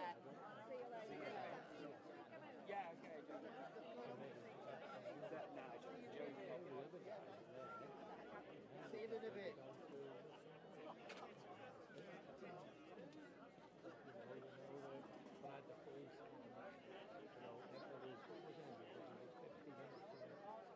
You tune?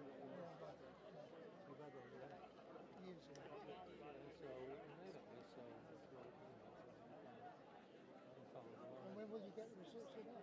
Is that the Oh no, that's done. That was done. That was about 6 weeks, 5, 6 weeks ago before. And then they said to take to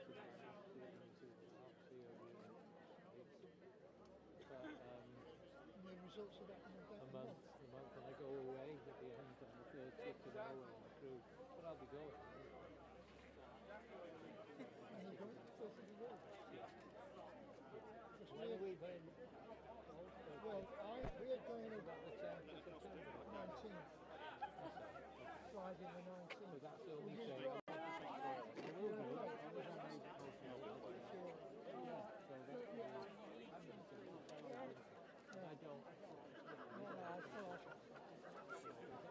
Well, we fly to Spain. Come on now, Jack. Don't let me down, Jack. We'll see. Okay, next game. Up for it now. We fly to Spain on Sunday the 7th of September for a week with family. And then come back Sunday the 14th of September. And then Friday, hopefully weekend or right? I've had one game. It's one game. I've been playing like 5, 6 games a week. Now next week I'll be playing probably another 6. Playing twice a day. 6 Pushing, isn't it? I haven't played this week. I played one game in this in June. With the 10-year-old kids. It was our junior end, didn't we? And I had to play some games. I've got games. I'm playing Saturday. I'm playing Monday afternoon. I'm playing Tuesday afternoon. I'm playing Wednesday afternoon. Thursday and Friday, 1 game. Take it Goes, slow. oh yeah, in a minute. Anyway, how's your aunt? And she also, hopefully she's this week, because I'm going to check on her. Yeah. She's hopefully coming back to Bath. I think that's happening this week. Big sex game. Caring. Okay, you take care. Wednesday, we're not playing it. It'll be lower than ever.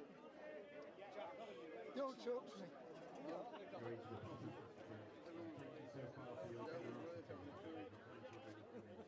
Referee has said we are ready to go, and so let's start with our semi-final. There you go, thanks, mate. Semi-final. No, we're too late by now. Jack I'm not staying over. Wraight. I've been looking round if I can see you.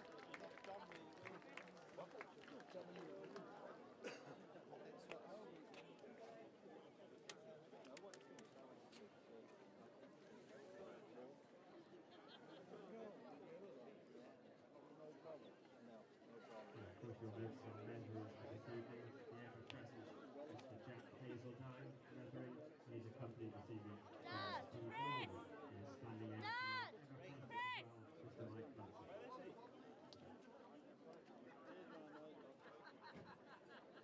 Clancy. He's straight out. He always straight, look down the right. Could the owner of the vehicle with the license plate DE53UBJ, that's DE53UBJ, it's parked out at the back of the bowling club in the cricket club car park, and it's just blocking cars getting out.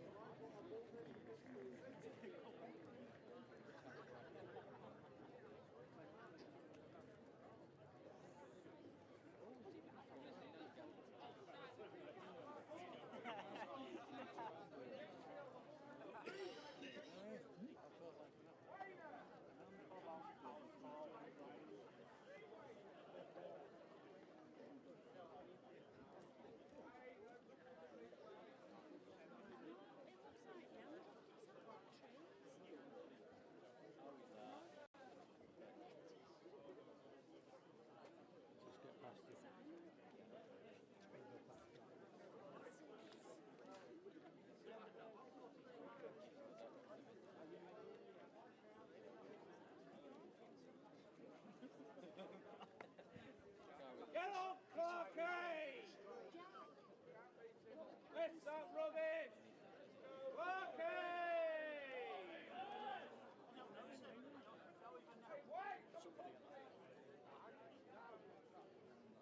He takes the ball!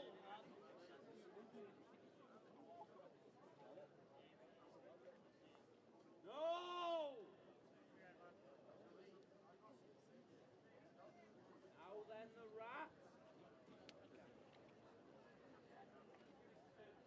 Lead away, Clarky, take the one and run! The green, please. Lead John away, Bailey you beautiful versus boy! Callum Wraight. Come on, Paul.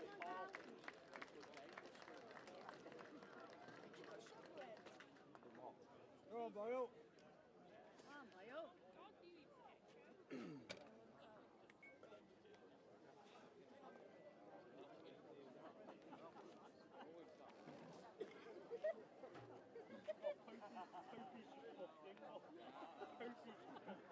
Get up, Clarky!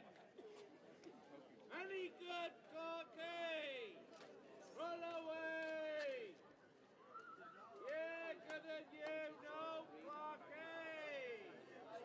Up the well sheep!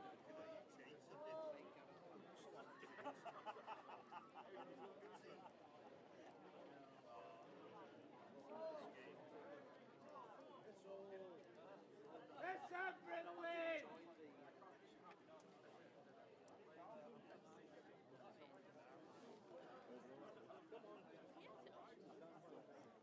Wee! Wee! Clarky! Yes, Clarky boy! You're so beautiful, you are, Clarky! Love you, Ryan! Get on. What's he played here?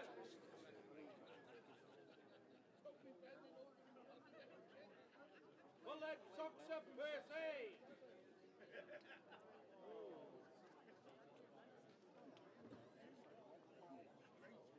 No! What's going on there? It's a good effort, that is. It's a good effort, but send it back! Go on, boyo.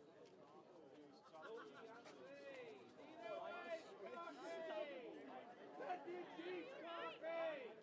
Get it deeper, deeper! Happy birthday!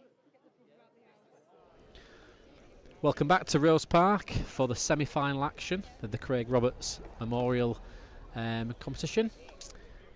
Well run as ever and well supported by Dan Jones, and we've got a wonderful turnout, fantastic crowd around the green, all braving the slightly cooler conditions than would be expected for the start of August, or end of July as we are.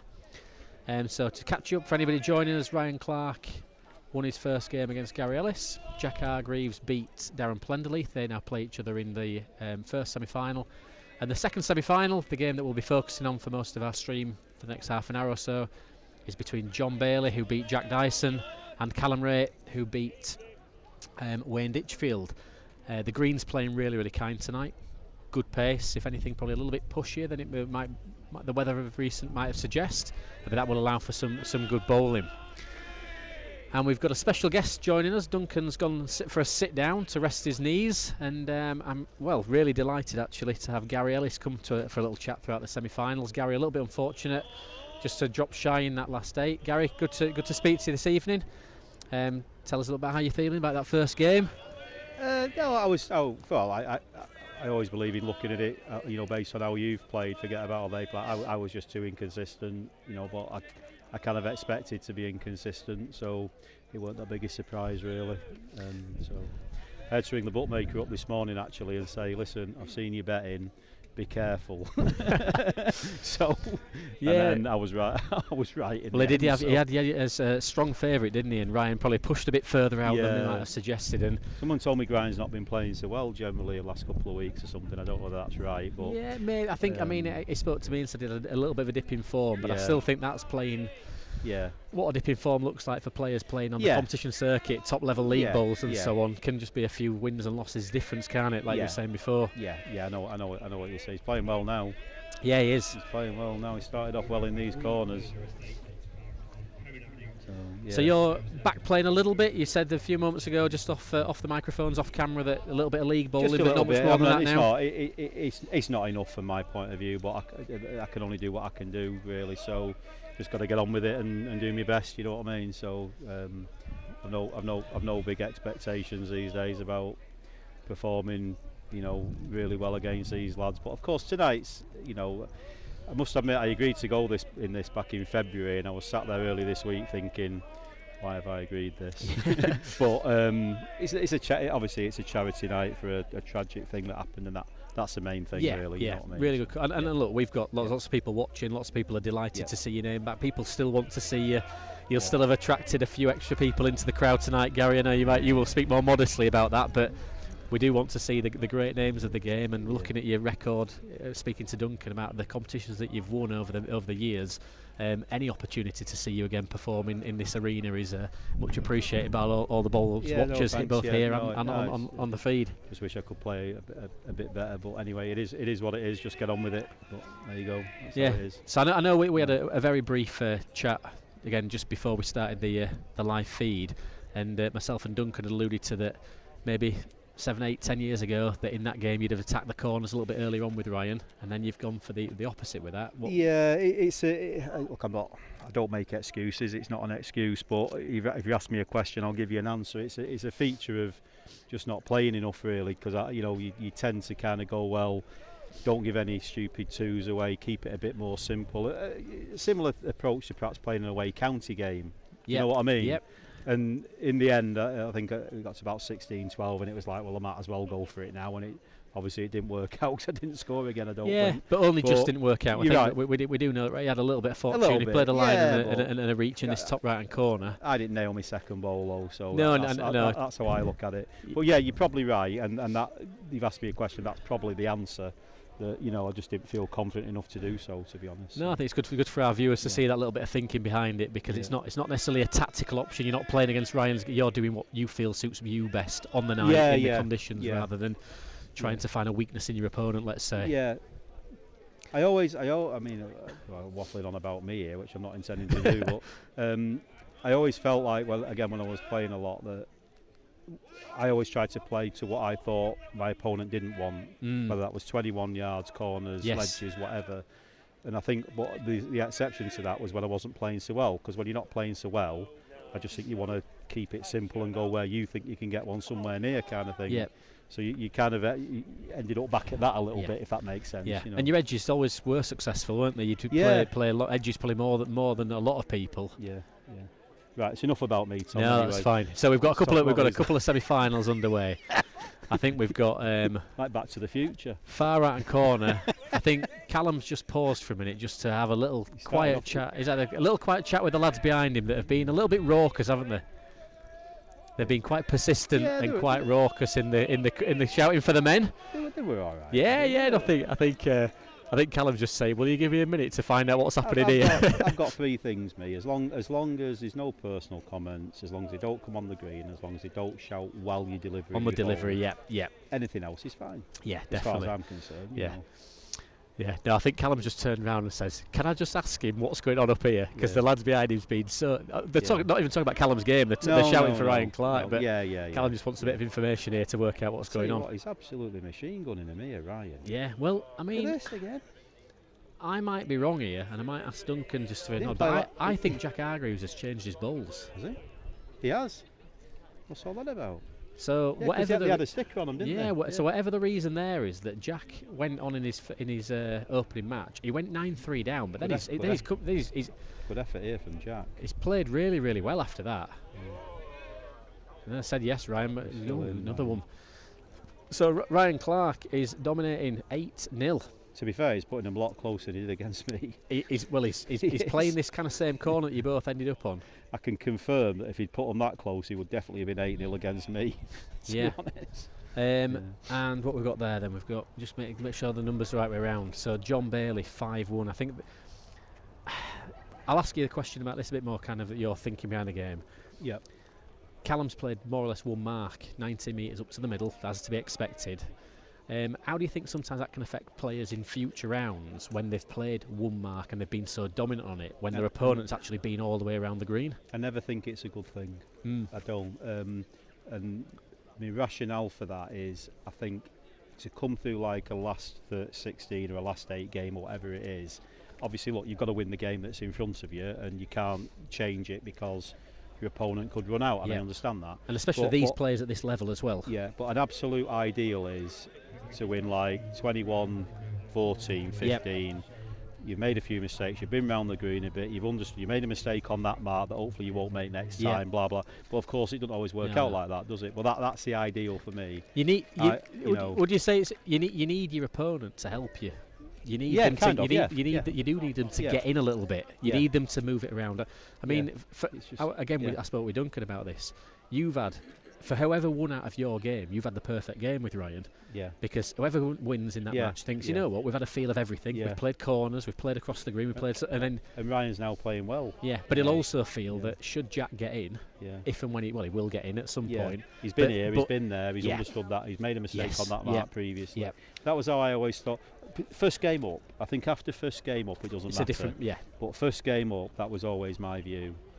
You know. Yeah, I do think your opponent needs to help you out. You don't want them to help you too much, but again, probably just off camera. But Jack Hargreaves plays a really good reaching shot, picks up the jack, gets him on the board. 2-8. Jack will have a little bit more green knowledge than Ryan. Yeah, Jack will have been here a few times. Yeah, just a few times in recent years now. So that's going to be interesting to see how that has an impact. And Bailey's had a good start here, hasn't he? Again, just got in, and I know they're good friends, Callum and John. So maybe, and they've been playing with each other this week. I don't think they've done actually too well according to what I've heard coming in. But obviously, it's just maybe adds a level of interest. You played Duds a few times, weren't you? Good friends, and I'll be honest. I mean, it's never made any difference to me. I'm just trying to win a bowls match. It don't matter if I'm playing someone I hate or my best mate. I just get on with it. But other people, they view it a bit differently, don't they? Well, Callum plays with a is it fair to say an element of spice in his game? And I think sometimes when there's a little bit there, he can thrive on that. Yeah, maybe. It was interesting though. Like I was watching Callum, and listen, who am I to talk about Callum? We all know how good he is. And when he was practicing, he practiced the middle of the green for about bloody half an hour, 40 minutes.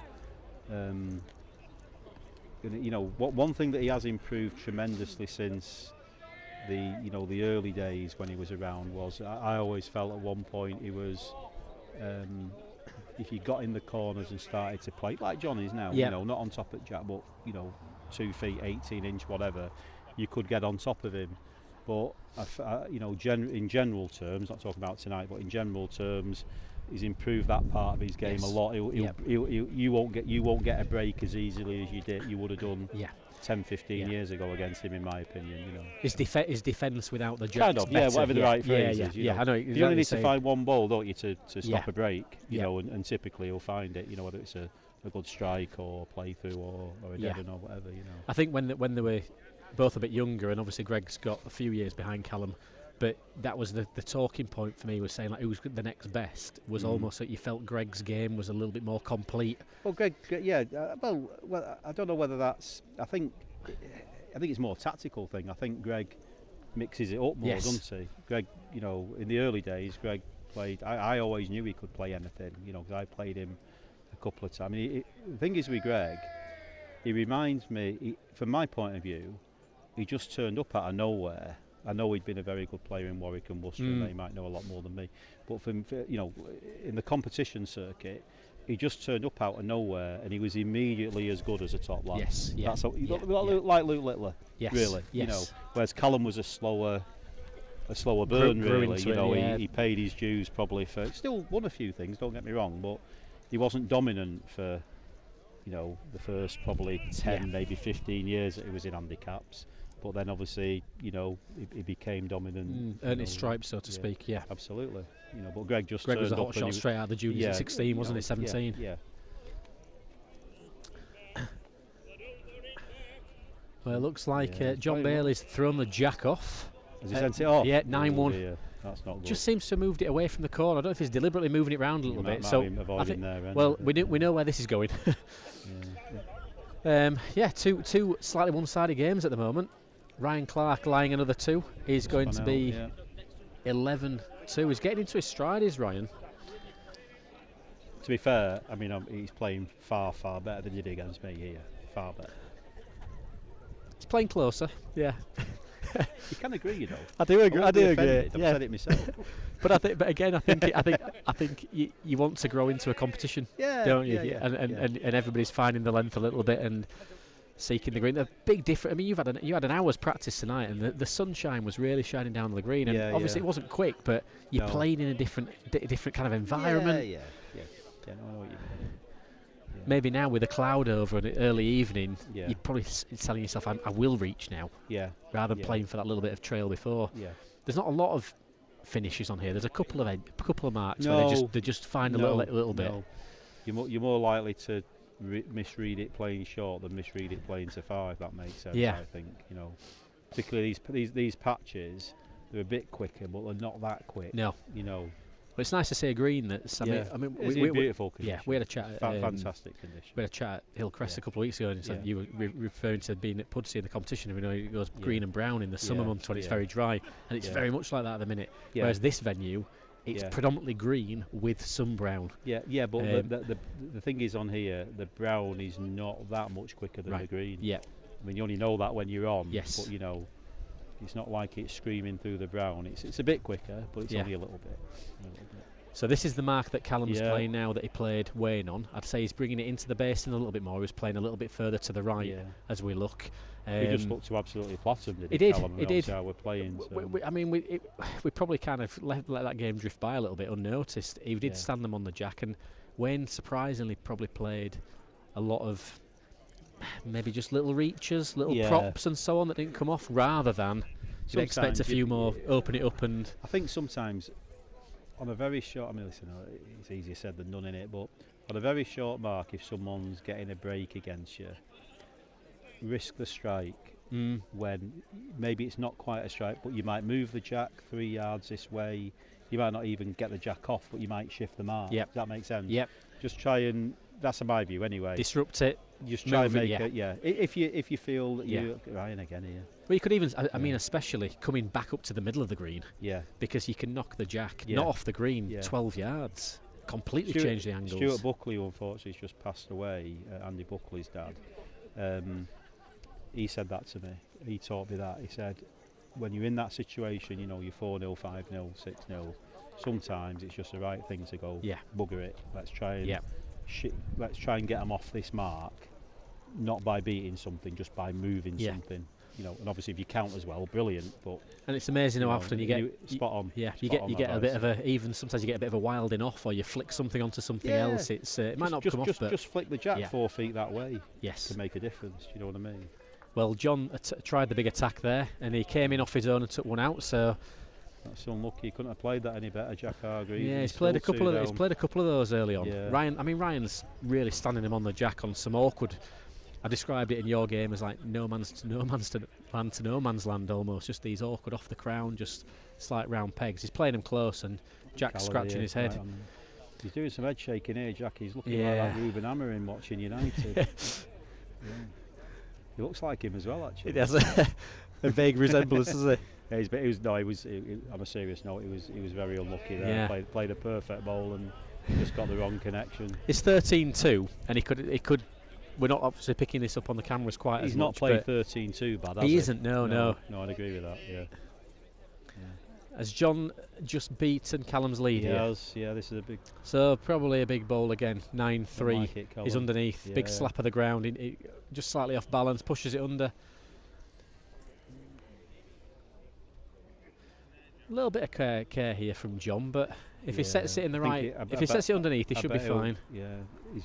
It's one of them. This, isn't it? He's played that what I call carefully. Yeah. Does that make sense? You're thinking, well, what I'm not going to do is knock him in, and I'm just going to try and tilt one in. But on any kind of uphill mark, it never quite works, does it? You know.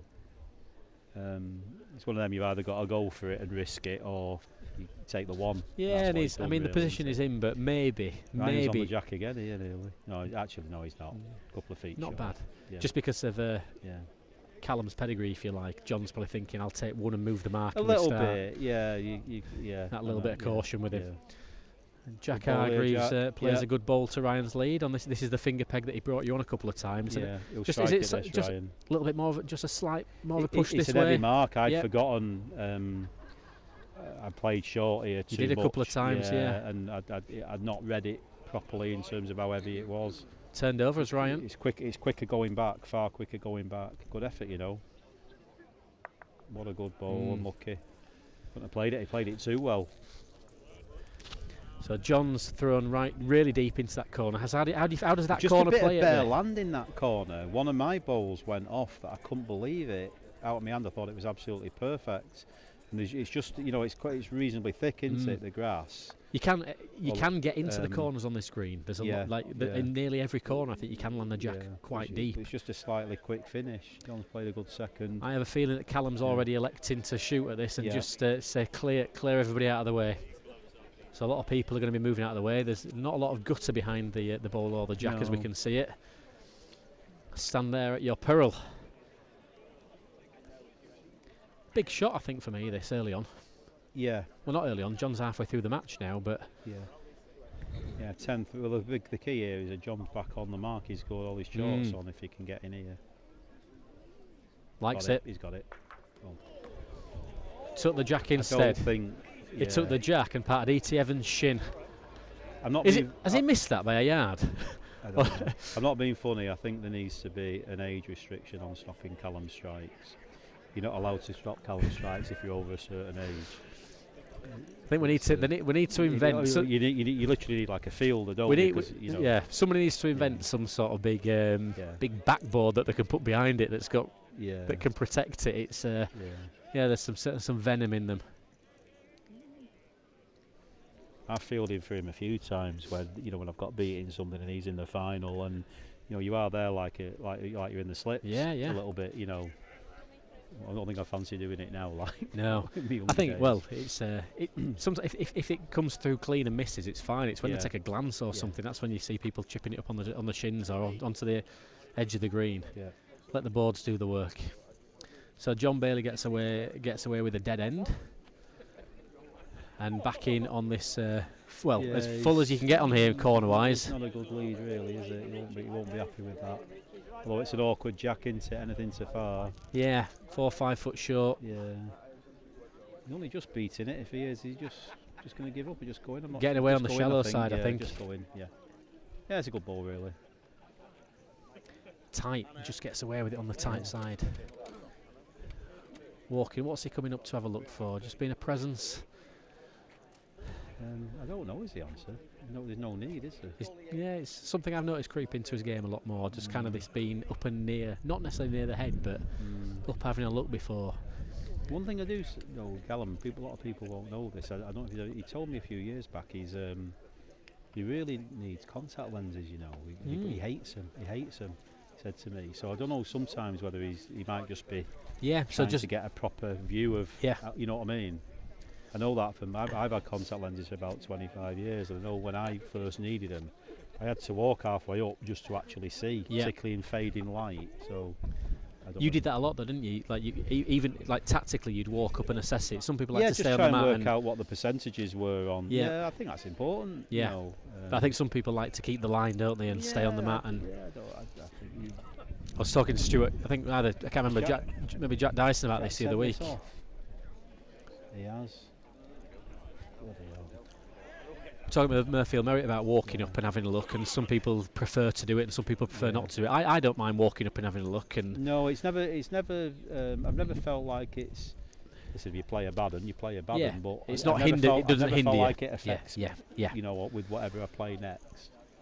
I've never had it on my mind that it does. Big strike from Callum. He's gone for it again. Don't like it. It's already said and under. However good you are, that's a long way. Yeah.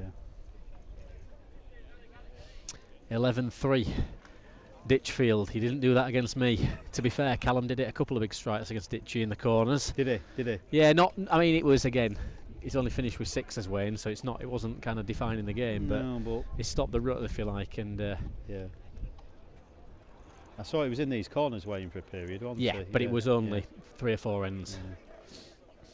Jack Hargreaves is just overreaching here now.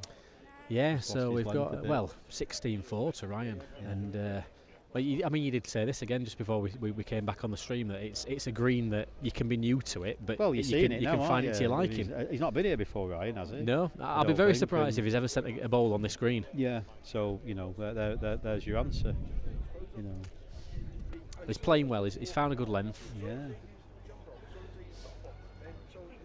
What he's doing as well, which I think seems to be a little bit different to players in previous years, is playing everything on like the shallow peg. Yeah, a little bit. So it's kind of you're not getting away with just being up to the end, are you? If you play a little bit of a reacher, you're hanging out. Yeah. You had a couple of balls that just stuck out, and then you're having to adjust a lot with your second. Yeah. Jack's lost his way significantly though. That's 18-4. I always thought, you know, when you get to this situation, and you know we all do, and I do quite a lot these days, but. You know, just try and get 7, try and get 8, and then if you get that, try and get 10, and you never know. Yeah. You know mini targets, get back in. Yeah, a little bit. Yeah. Even initially playing for pride, but then you might just have a. To be honest, that's exactly what you're playing for. Yeah. My view is if it. Again, unfortunately, you're not in that position very often, and very rarely do you actually come back from them. But if you don't try. You never will have that 1 in 100 match where you come back from 18-4 and win. I mean, sometimes you know what you can do about it. Yeah, just plays too well. And Ryan is. I mean, look, he's stood another great lead on here. Jack Short, you know. He's going. Be very interested to know he's watching it as if he thinks it's all right. Be very interested to know if he's changed his bowls, what the reasons are. Meanwhile, he's just gone and kicked the Jack in the other end, and now. I mean, you have to laugh at that because that'll be 2 down. Jack Hargreaves has been watching his bowl, walked backwards, kicked the Jack from the other end. DT's put it back where he thought it was going. John's come up and hit his own. He's come and knocked his own onto his own bowl, and now he's got a front toucher. Yeah. Callum laughs and thinks, well, what do I do about this? Ryan Clark, all but 4, 20 points to 4. He's played really well, and to be fair, Jack's lost his way a little bit, and difficult in that position. Steps up Ryan's been on how we played against me here, though, to be fair. Ryan's playing the best of the 4 players on the green at the moment. Yeah. Really into his rhythm. Great delivery, immaculate delivery. Yeah, he's always sent him very well, hasn't he? This green invites it as well. Yeah, he does. It's a kind of green this where if you think, how can I put this? If you're judging all your bowls right, if you think you've sent 1-2 foot off, you will finish 2 foot off. Do you know what I mean? It's they finish. It's certain greens you can play them into areas and they all either group a little bit or just pass a Jack there and they're not going far or whatever. Whereas on here they finish exactly where you've sent them. Do you know what I mean? Marvellous lead from Ryan. John Bailey back in the corners again after scoring one there. So we've got Ryan Clark leads Jack Hargreaves 20 points to 4. I thought he'd have struck at that. Is it 20? Yeah, 20. And he's played a yard over, hasn't he? Yeah, So that's fair enough. John Bailey leads Callum Wraight 12-3. Did you notice Ryan's bowls a bit tweak, a bit keen in them? Do you think they ran true? No, I didn't notice anything. No. I didn't notice anything that made me think A or B. No, I just thought they were normal, but I don't know. He's narrow, isn't he, Jack? Is it a green where you benefit from a little bit of bias on them, or is it just as true as they come? No, I think it's true. I think it's just a true. I mean, you've not got the biggest crown on it, have you? So, yeah, it's quite flat. Usually, I mean, John Bailey's got the weakest bowls in the world, and he handles them perfectly. Yeah. Doesn't he? So it's. I don't think it's anything to do with that. I think it's just judging it right, and they'll go exactly where you send them on here. Yeah, well, a very convincing 21-4. 21-4 win for Ryan Clark there. He was outstanding from start to finish. Yeah. John Bailey 14-3.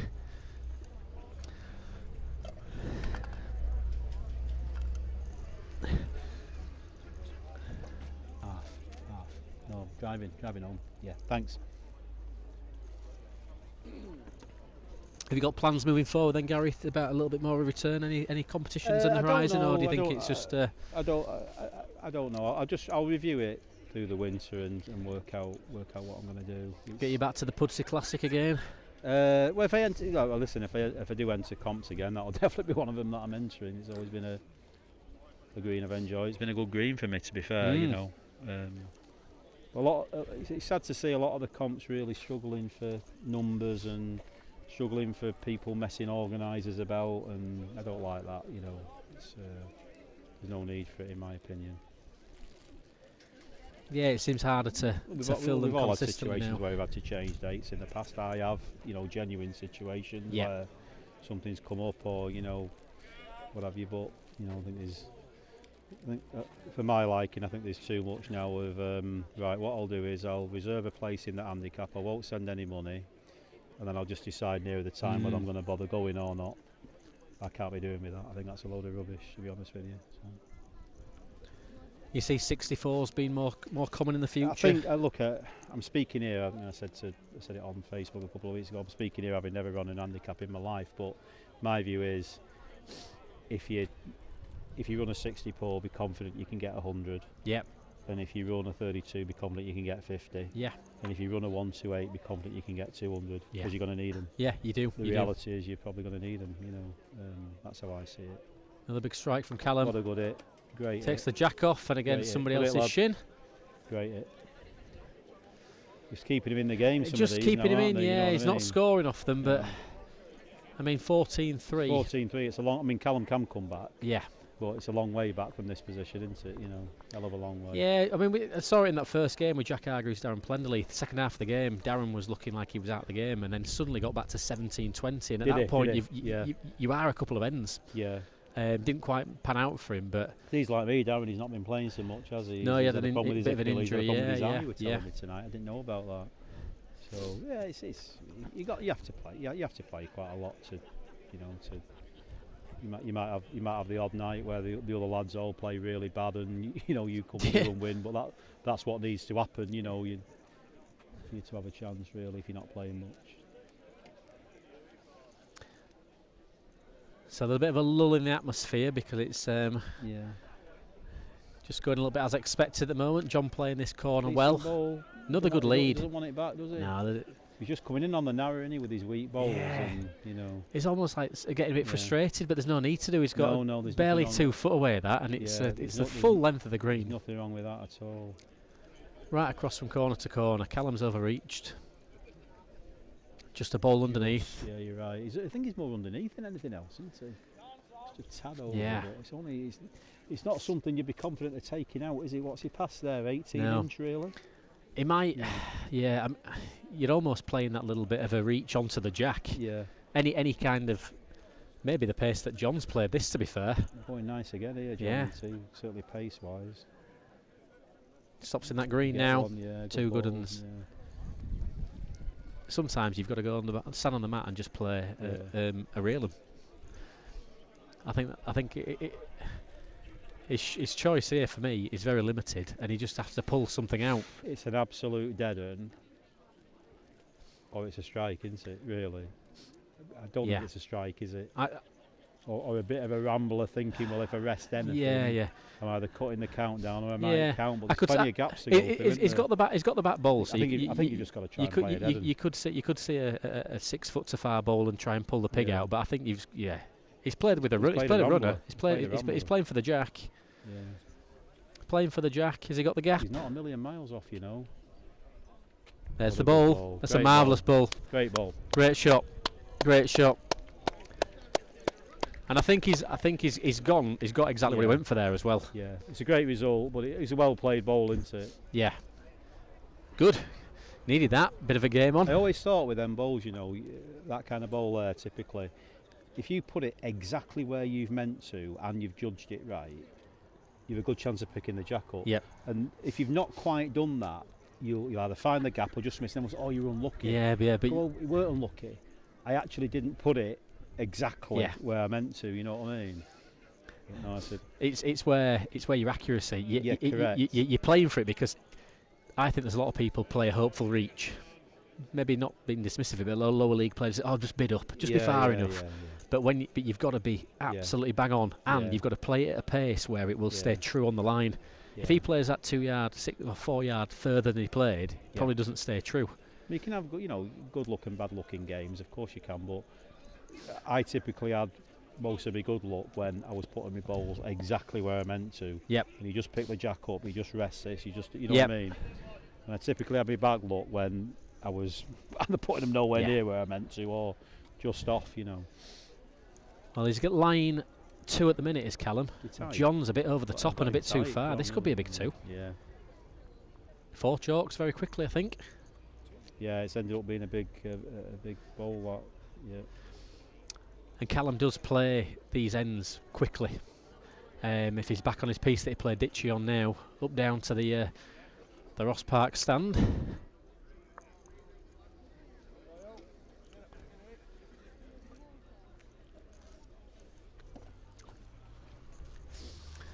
We're getting messages through from your friends at the Nook having a listen. Yeah. Congratulating me on my performance. Yeah, there's a lot of wise men there, aren't there? They'll no doubt be analysing for you what went wrong. Cheered a few of them up anyway. You gone the other peg, Callum? He's gone on the thumb. He's gone thumb, Played finger before, wasn't he? He has, he's been drawing him on the finger. What's wrong with this? Is he just trying to get John playing across himself a little bit? Thumb would suit John here, though, wouldn't it? You thought, you know what I mean? I can't tell you what peg he's played here, John. It's gone straight. Yeah, maybe his balls do. Ooh, see there, they're the flicks that you need. Yeah. 7-14 as we go. Ryan Clark awaits the winner of this game in the final on his first run out in the Craig Roberts Memorial. I think he'll strike at these, you know. Wait till the position. Well, I'm surprised. I'm surprised. It's about. Does it hang here, doesn't it? Everybody's suggesting outside. Surely it's got to just. It might be all right. I don't know. It's had a look. No, too far. Too far. I think he should have hit them, Tom. Yep. 9-14. Picking the jack up a couple of ends ago. It's ended up being an incredible. He's gone 2-2-2 here, hasn't he? Yeah. Meanwhile, the refreshments are arriving. Thank you. All right, Dan. Half of the drivers. Correct. Cheers, Paul. Thank you. Cheers, Doug. Paul. Very good. Keep ourselves replenished. This is a mark that you'd expect John to struggle a bit more on, just for Callum coming across himself. Yes. Just starting to. Having said that, last time he lets a good lead, didn't he? So yeah. What do I know? Sits at the side, something to play at. Just over the top, sliding back. Just sliding back. Done it. What a good ball. Big ball. Great ball. Now, toucher. Just a little tap on it. Could you see him striking at this, even though I know the tap? No, I think the risk is. I think at 14-9, I would say the risk is too big that you do your own, is my view. You just got back in the game, haven't you? You don't want to, you don't. If you're going down here, you want to be going one down, if that makes sense. Yeah, well, he's asking the question here, is Callum, is if I hit it, does the jack come to my back ball? Well, he needs to come and have a look. I think DT's giving a reply, but I've done this a lot. I walk up, try and work out, and then I miss a strike by a yard. Yeah. So it don't make any difference.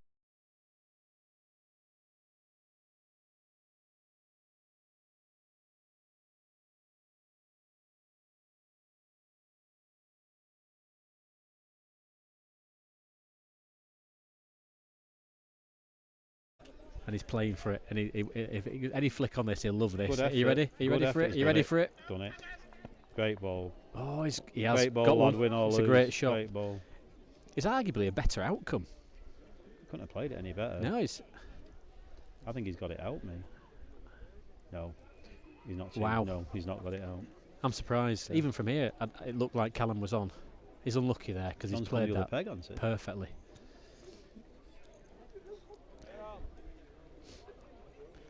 He said about there, the old course, just take one and run again. Yeah, But I don't think there was a lot of danger there, was there? Particularly the other peg. I think he's just played it too carefully coming up the hill. We all do it, don't we?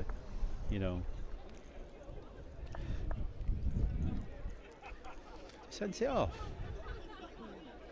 Might just about be all right, but he's deep in the corner here. Gathers a little bit. Yeah. Gonna go. Can't stop on. I thought he'd let it go a bit. Yeah. Is John playing much then? John Bailey, I don't see his name about as much. I think he's playing as much, as far as I know, as every year we come. You speak to people. I spoke to John a few times. And he doesn't. I don't think he's travelling as much. I think he's playing. I think Dan used to. Yeah, they used to do a lot more. I see his name. I see his name in a couple of things, but but not just talented and playing his own backyard, isn't he? He's just great player.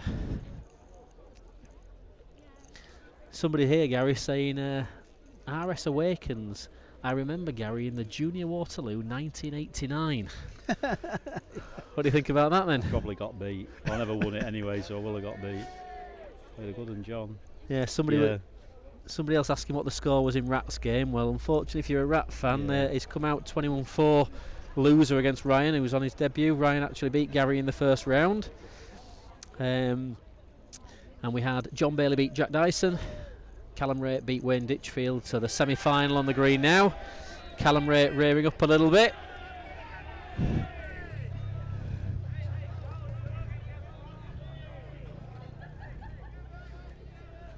Just letting a couple of John Bailey fans in the far corner now that he's still here. Just going to sweep by them all, John, here. Yeah. Now, throwing the jack off there. I won't say he's let Callum back in because he's had a good lead. But if you look at that there, for me anyway, if Callum had struck there and bashed his own, yes, 2 down, 16-9, that might make the difference at the end of this game, in my opinion. Yeah. He was unlucky with his second ball, but at least he only went 1 down. You know what I mean? Did you have particular tactics for looking at the scoreboard? Did you assess every game as it played out, or did you think that you'll play certain shots early on, like more attacking shots earlier on, and keep it just try and play the right ball every end? Whatever the context. I don't do now, but that's the intention. You know what I mean? You probably still play the right shot, but it's whether you execute it. In the head, I do. Yeah. Yeah. But would that be so? Whether if you're 17 apiece or 7 apiece, you believe the right ball's the right ball? Makes no difference. Yeah. Unless the only thing I put on that is, I said earlier about if someone's got you on a mark, sometimes risk the strike. Yes. When you wouldn't ordinarily risk a strike, just to try and shift something. They've got you on a mark that you're really struggling on, and they're playing well. That's the only. Ultimately, there's no hard and fast rule to do anything at any time. You play what's in front of you, and your experience and your ability is what gets you in the right place. Now, John should definitely come and have a look here at what the snooker shot looks like. Yeah, this is one of those where he's just trying to draw one on the peg. And if he takes a jack here, this is the best ball of the night. This is the best ball of the night. What a ball that is! That is the best ball we've seen tonight.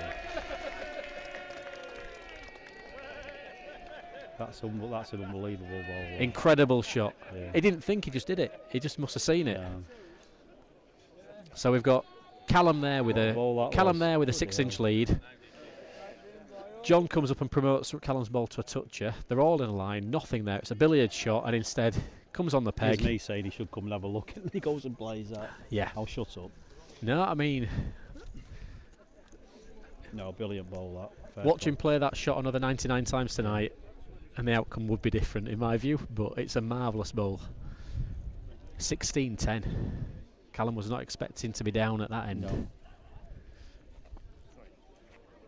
So back into the corner this time, keeping the jack firmly on the green. He's short for me. I don't think he's sent it. I don't think he sent it right. That Just a little bit tentative then. Yeah. Yeah. How does this green tend to hold up throughout the night? Does it go quickly, or does it go gradually? I've never made the final, so I've no idea. Is the answer? No, obviously it's going to heavy up into. We're moving into August tomorrow, aren't we? So you get to 9 o'clock. We're 20 past 8 now. Just some greens are known for just suddenly. Remember, like playing at Old Bank in the two-man team, and that used to drop like like somebody like they put the lights on and somebody flicked a switch saying the green's now 2 yard heavier, 3 yard heavier, but other greens are a bit more gradual. Has he not got one? Yeah. I think he's all right. I think he's all right. I think there's a little bit outside, but he knew. 12-16. Big difference to 14. There is, isn't it? And John's still a fair way out as well. Yeah. He was comfortable at the start. He was creaming him out. However, if John does progress, this will probably do him some good in terms of the final. Yeah, I honestly think second game, Tom. I don't think it doesn't matter as much. No, yeah, I just think it's first game. If you win 21-3 first game on one mark, and you've had to, the fellow you've played is very capable of running out on you at any point. So you don't feel you can come off it and risk a big change in the game. I just think it can be a disadvantage for the second game. Not always, but it can be. The ball here. Yep, shuffling after them now. I think John will come the other peg, take the risk out of knocking Callum's in and just try and disturb it. Yeah, make two. It doesn't actually have to be overly far to count with where the jack's positioned. Try and play it at a pace where if you just miss a jack on the outside. Yep. Don't be taking your own out and going 2 down. Do you know what I mean? Yeah. Like It can nearly play the same 4 pace feet as over first. Yeah, is a perfect pace, isn't it, for me? A Tommy J runner. Oh, he's played a lot further over. Maybe he can't see his own, then we can't see that for me. Big attack this. Yeah. Oh, he's got. What a good hit. To be Great fair, ball. Great the ball. fact that he's played at that pace has probably might have won him the end. Maybe he couldn't see his own. So if you can't see your own, you can play it at whatever pace you want, can't you? You know what I mean? There's no risk. Not sure. Not giving much away. Yeah. You improved a lot there, Ryan, from when you played me. Yeah, played well there. 1 to John Bailey. Big strike.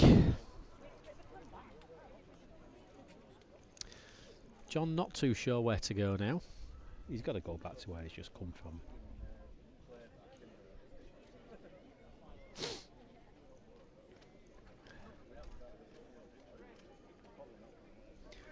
A little bit of a pause.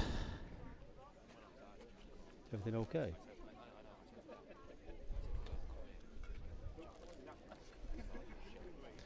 Yeah. Not too sure if there's anything kind of just going on. There's a bit of shuffling around the edge of the green. I think John's just waiting to kind of literally studying where to go and what to do. Just changed the mark a bit, John, here, hasn't he? He's come a bit further to the right, having sent two average balls last time.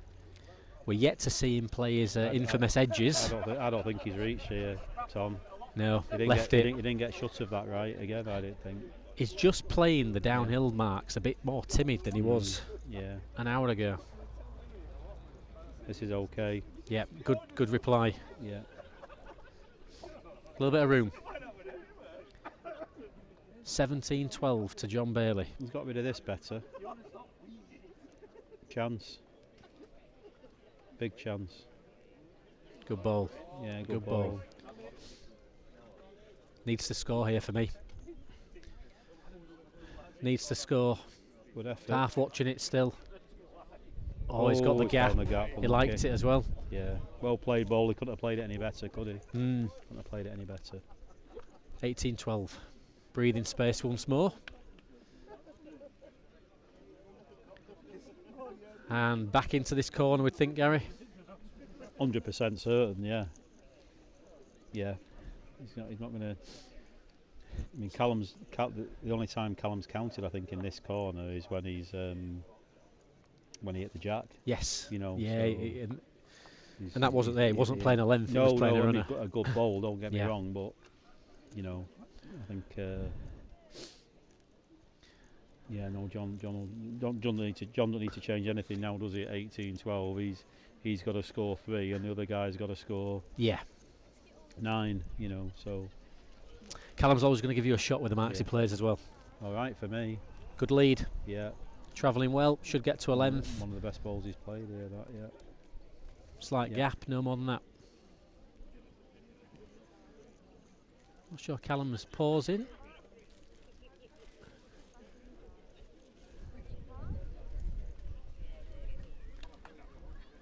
Taking a breath there.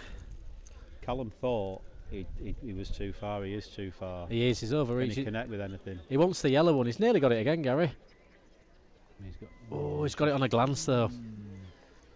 I think John's still in there. Yeah, it would have been fortunate if he'd have scored on the back of it. He wasn't playing that far. He might have been playing to play 2 foot over. This chap's a really good judge. Yeah. Really good judge. As much as anything, he says it with superb referee. You don't notice him, do you? Yeah, they're the best ones, aren't they? And he lets you know kind of firmly. Yeah, it tells you what you need to hear on the map. This is reached. This is definitely reached. This is going off the green nearly. Does he get the jack? Yeah, knocks it off. Well, that's a bizarre. What a bizarre end. That was weird, wasn't it? Yeah. Yeah, the obvious shot JB was called. There's a bit of a smile from both players there. Callum's probably maybe quite happy with that. I don't know. Yeah, I don't know. Yeah, it's one of the, would have been awkward. I think you'd have been happier if that had just gone off and you've even though you won down, just a little bit of room. To get in. I think he'd have fancied getting in there, Callum, actually, but.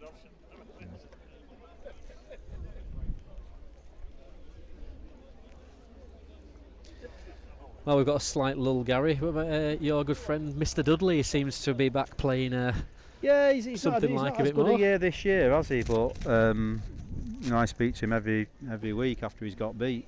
So he's not had as good a year this year. But generally he's done well the last few years, hasn't he? You know, good luck to him. Yeah, seen his name a lot more and going deep in a few more competitions.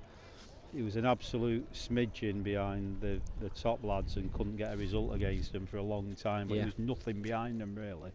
And then obviously things have changed a bit now, and good luck to him. Very good player, very consistent player. I don't tell him that when I speak to him. I keep telling him that he's crap, but anyway, there you go. Just see your Facebook battles under your partner's pseudonyms. Yeah, something like that. Yeah. Just gone out on it. That. Yeah. So 18-12, Callum trails to John Bailey, home favourite. Game's just come a little bit subdued with a few kind of awkward ends where. It's not being clear what's happening. Neither of them really in full stride at the minute. John getting after this one though. This is okay for me. Looks good. Whoa. We've got another end here where it should actually just shot through slightly. I think has it got one? Yeah, got one. Several ends ago, Callum was looking at an end like this, and he played the runner and took the jack through. This to me suggests more that you've got to draw one. I think it's actually a very similar situation. Can you see him playing right up again? I don't know. The problem you've got is he's not far through, is he? So. You try and take that yard out at that distance, you might end up just being 4 feet short, and then it's all or nothing as a runner, though. It is, you're right. Because it's as good as game over and good he's night. Played the runner. He's definitely played the runner. No, he doesn't like it. He's inside. He's pulled it. He's pulled it around the corner. He said to himself, "There, I should have struck." I think he's played the right ball. He's just not executed it right. I think that was probably the right ball. Quite on the percentages, I think so. Yeah. John Bailey 20-12. Ryan Clark awaits in the final. Beat Jack Hargreaves 20-4 in the semi, so he's been off quite some time. Now, did that frustrate you when you were kind of at your peak? Sometimes being off the green for a long time when your potential opponent's on there still. It does if you're on the wrong end of it, but it's nothing anyone can do about it. It's just the way the games have gone, isn't it? You know what I mean? Yeah. Rather be sat waiting to go on in the final than still be on the green. You'd much sooner have just come off when your opponent's been off for half an hour than the other way round. But it's nobody's fault, just the way it works out. Just get on with it, really. You know. Has there ever been kind of competitions where they've let final people just go back on and have two ends or anything like that? Have you heard anything like that in the past? Only when I've turned up an hour late somewhere. It's the answer. And they actually did. Yeah, which is fair enough. Yeah. No. Not really. No. Not when you've got into like the last 8 semi-final and. No, it's just the way it works. Yeah. Sometimes it's one of them, innit? You know, in sport, sometimes things will work in your favour and sometimes they won't. Just get on with it. You know.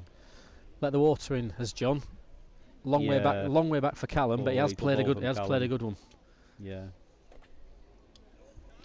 He's going to need 2 at this end, I think. 14-20 and a good lead up to the middle. He's got a bit of a chance, but realistically, you're expecting John Bailey to get out of this. Better pace here. Better pace. Just going to tie. Does it drift back? Does it drift back on a length? Does it drift back on a length? Probably has just died, hasn't it? I bet. Don't know. It looks like it for me, but we're at a bad angle, aren't we? Yeah, I thought it was short, but a bit of studying here. As I say, he's a good judge, this chap. If this chap says it's close, it'll be close. You don't know. So Callum's going to walk up, and you're going to get a few moments now to talk about all of your colleagues. You go, Jimmy Darby. What's Jimmy Darby doing at the moment? Is Jimmy playing much? He just plays once a week, Jimmy. He's not really that interested in whether I sum Jimmy up like this, right? Going on, playing well, winning a game 21-12 is boring as anything to him. What he wants to do is out-crook somebody, walk up the line, try and move the mat when they're not looking. He just wants to do all that stuff and still win 21-12, but winning 21-12 without doing all that stuff is just boring. With his big grin on his face at the same time, let you know. Absolutely. Yeah. Great player though. Great player. There was a spell just as I was kind of coming through of, I'd say like not the exact numbers, but Manchester had like a really good 8. Yeah. If the county championship would have been played over 8 men. Yeah, I know what you're saying. You'd have won it probably for a good handful of years. Yeah. Comfortably with yourself. Yeah, we were all playing a lot Jimmy, then, weren't Andy we? All Buckley. Andy Buckley was in. Darren Griff was in. Lots of handicaps. Gareth Gwilym. We were all playing a lot then, and it's probably a few that I've forgotten there as well. And yeah. Manchester Super League was in its pomp at the time, wasn't it? Yeah. I know what you mean. Yeah. We've got this too deep. I think Callum must think he's in. But if he is, it's a wild shot. Yeah.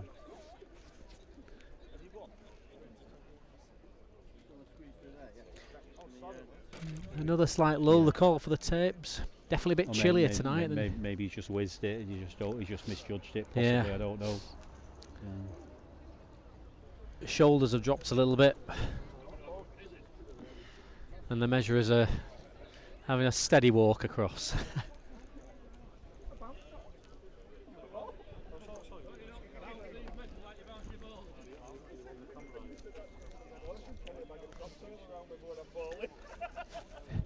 See much of Mr. Holden?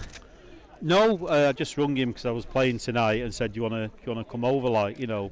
But no, he don't go watching any bowling. I don't think now. Washing his hair, was he? Something like that. Yeah. he goes to Hillcrest, I think, on the odd occasion. Yeah. But that's, as I say, he don't go watching a lot of bowling now. Hopefully, he's watching on the stream tonight. Did a little bit of commentary at the Pudsey back in the day when we were doing the records there. Him and Jimmy Earn. John. Yeah.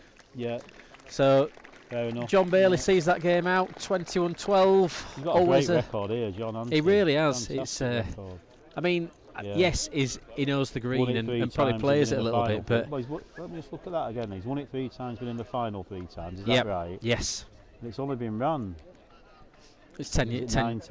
10 years of it. Yeah. Yeah, but they missed. And they missed one. So yeah. Yeah. So out of 9 goals, he's got to the final 6 times. Is that right? Yep, 9. Yeah, you can't argue with that, can you? you? Well, 7 if we include tonight. Yeah. So. Yeah. Out of 10, he's got to the final 7. And that's even regardless of what you know about the green and so on, it's still a top quality field. I don't Great think players. This is a green with 1,000,001 tricks in it, is it? It's obviously a green that must just suit him, you know. Yeah. So before I let you go and have a sit down and warm up then, Gary, how do you see this final panning out? We've got Ryan Clark, who's new to the green, new to the competition, against John Bailey, who, as we just said, has been in the final nearly every year. Yeah, what are your thoughts? I mean, even though Ryan's played very, very well in his semi, and if he repeats that, he'll have a great chance. I think they'll make Bailey favourite just from the point of view of green. You know, a bit of green knowledge. He's been off. You know, Ryan's been off, unfortunately, for half an hour at least, hasn't he? Yeah. It reminds me of a couple of years ago when Paul Bailey came and he hadn't been before, and he got to the final and played John. We've just seen the score there. John beat him 21-13 in the final. But we'll see how it pans out. But anyway, Gary, really good to speak to you. No problem. I've enjoyed it. I'm sure lots of people watching will listen, and those people catching up later will enjoy listening to the thoughts of one of our game's greats. And it's really good to see you back on the greens. Yeah. And hopefully we'll see a bit more of you in the next few years. Okay. Thank you. Thanks again, Gary. All right. Cheers.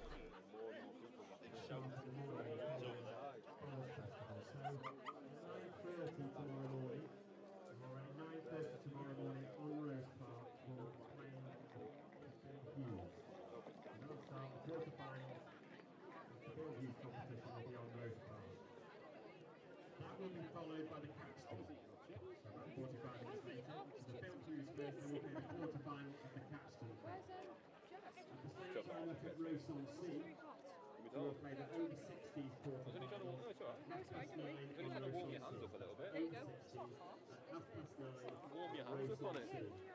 And then the consolation cup will follow the over 60s quarter-final at Roast on Sea. So the consolation will be playing at about 10:15 upon Allenton Road, Rosehampton. You all still with me?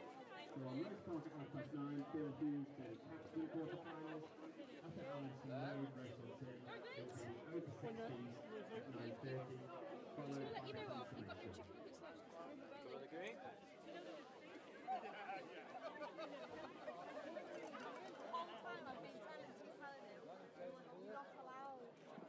Did you hold my drink? Oh, we've all held it. Oh, thank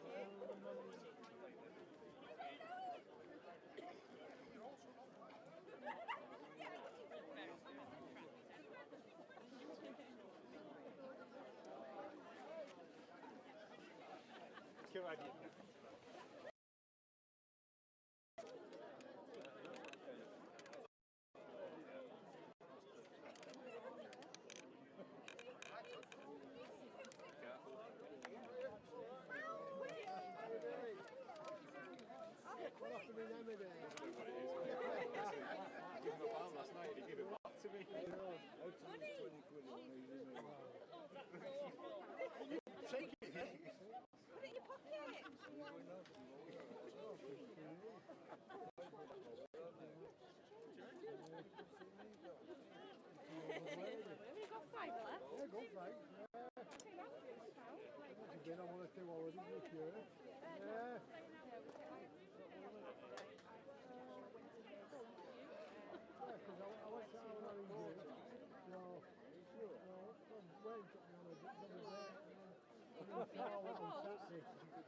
Trying to fix me up. And he's off. It was a good joke. We went to his curry house and 2 starters. The cheapest one was 3.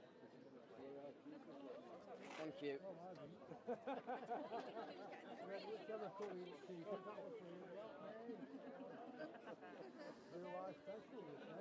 Plain rolls, Arthur? Oh, excuse me. Sorry. The prices, yeah, smallish, a lot more special.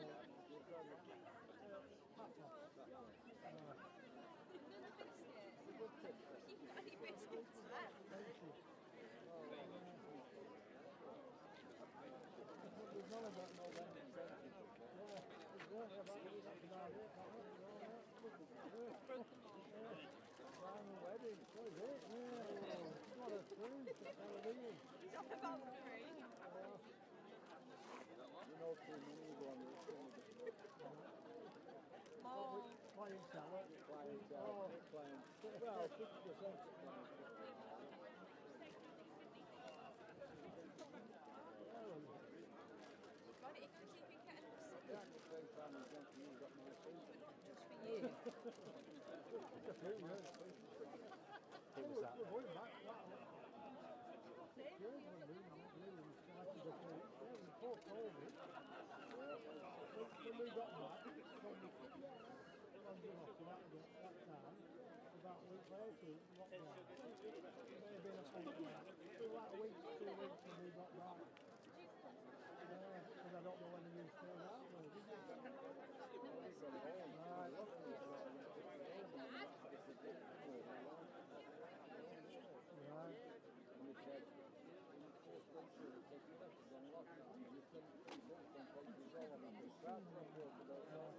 When I was coaching, about 3 years ago, I went to Andrew from Walkies, man. I went to Colorado. All right, so I don't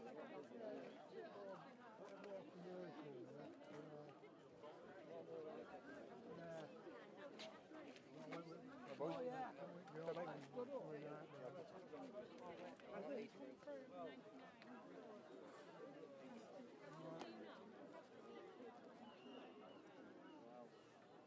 Well, look, girls on when you come down, she goes stays at that one right on the front, horse power.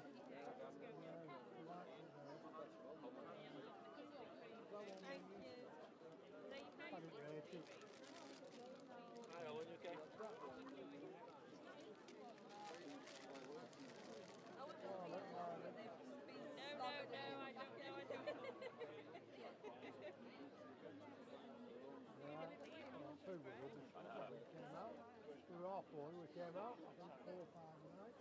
I took 7, your max, we had to help.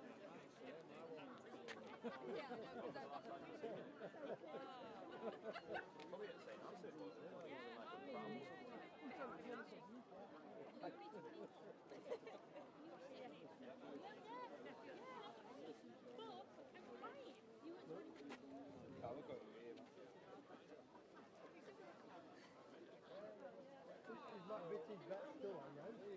Oh, he was. Yeah, right. Oh, right. I met you a few times. Close to Alan. Yeah, and then do you want a cashew?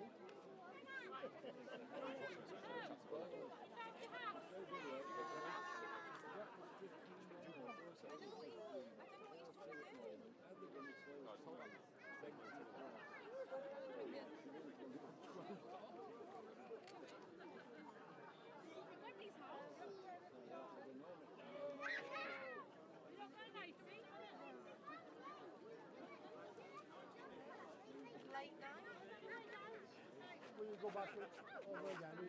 Will you go back to Selector? Thank you.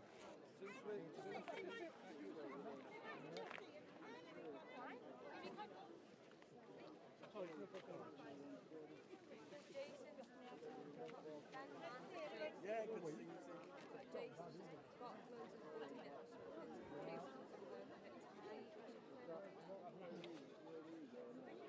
He's a bottom. He's a bottom. Oh, yeah.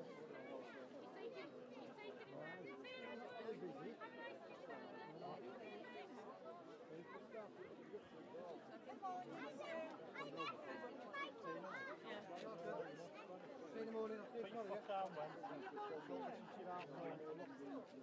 Tomorrow night. And then I was like, hey guys, Head of 9-0 up. That's getting cold, mate, isn't it?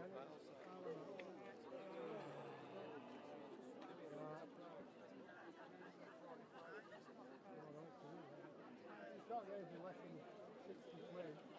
Bed and breakfast, you know. 55, 60. I've been on it a couple of times. Nice. I took my mum last March. My mum's sister was going with my auntie, and it's not been well, so we went over to see her. And it was a lot cheaper then, it's far up cheaper for us. Sorry, look, you're right. It's 2 inches. It's not bad,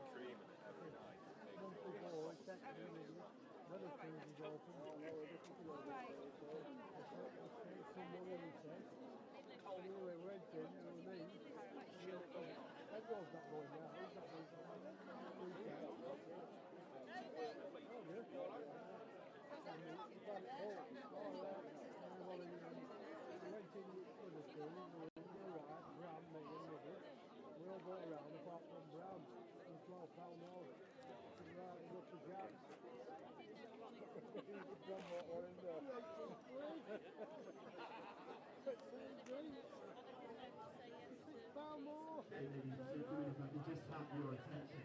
We will have the final in about 5 minutes' time. We're just going to have a presentation. We will do this afterwards, but we're just going to do it now while we've still got a crowd. So if I can have your attention. And I'm just going to, if you can keep it down in the corner, I'm just going to walk along here because, of course, I can't really not mention a certain person tonight. And I'm just walking on a young peg on a mark that was played very many times by a former member of Wraight Park. And then bowl back along there and fingers up. And of course that person is Wraight Jones, also known as Fizzy, and of course is Daniel's dad, who we lost earlier this year. Now Wraight is one of the people who played at the festival and then started to run the festival.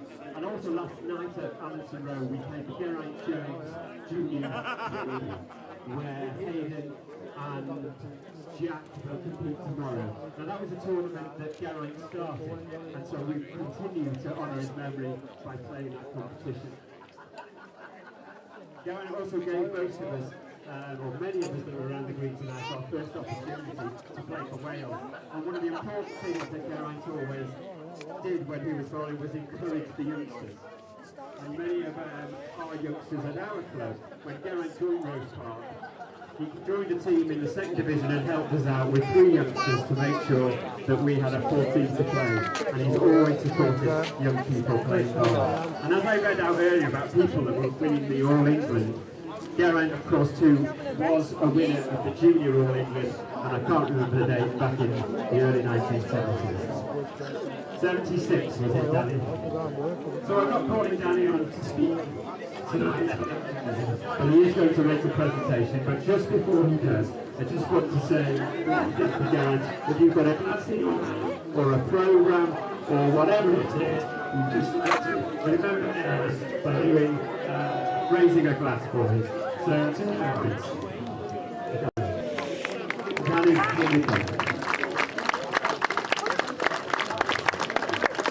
So now we are doing the Craig Roberts Memorial, and we make a presentation every year. If we can ask Margaret and Callum to join us on the green, please. You're prepped to running it out.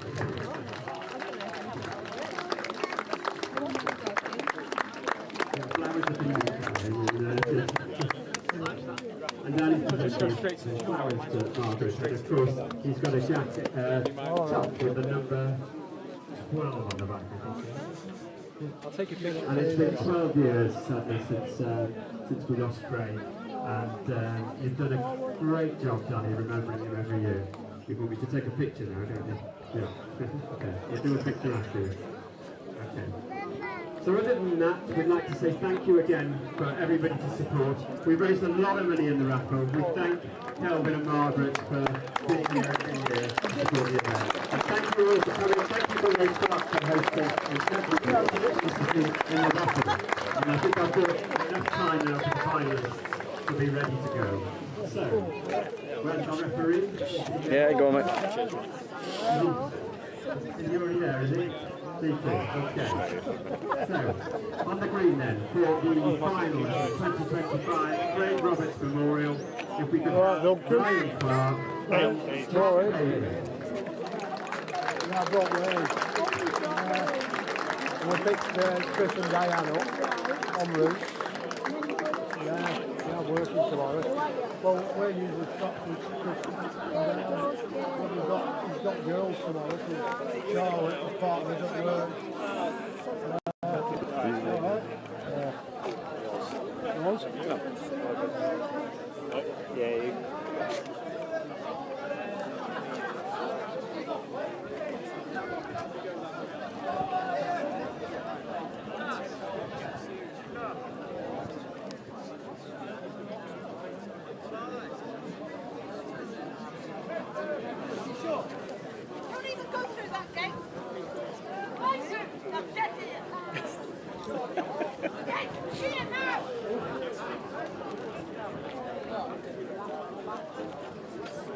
coaching chat. I won't argue with her.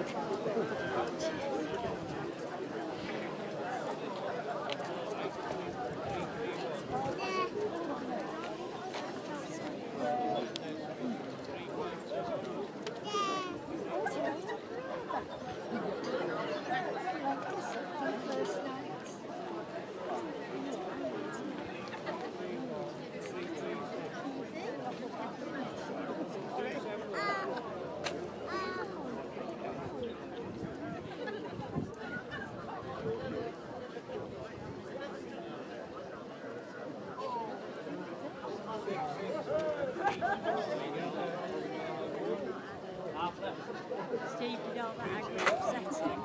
I think it did a bit. It were horrible, weren't Oh, yeah, well, it was individual abuse, wasn't it? Yeah.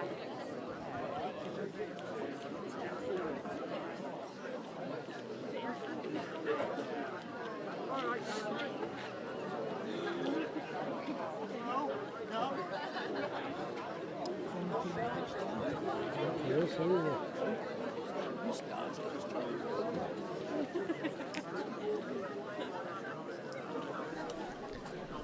Welcome back once again to Rose Park Bowling Club for the final of the 2025 Craig Roberts Memorial Invitation between Ryan Clark, the newcomer to the event, and a man that needs no introduction in these parts, John Bailey, playing in what we believe is his 7th final in 9-10 years of the competition running.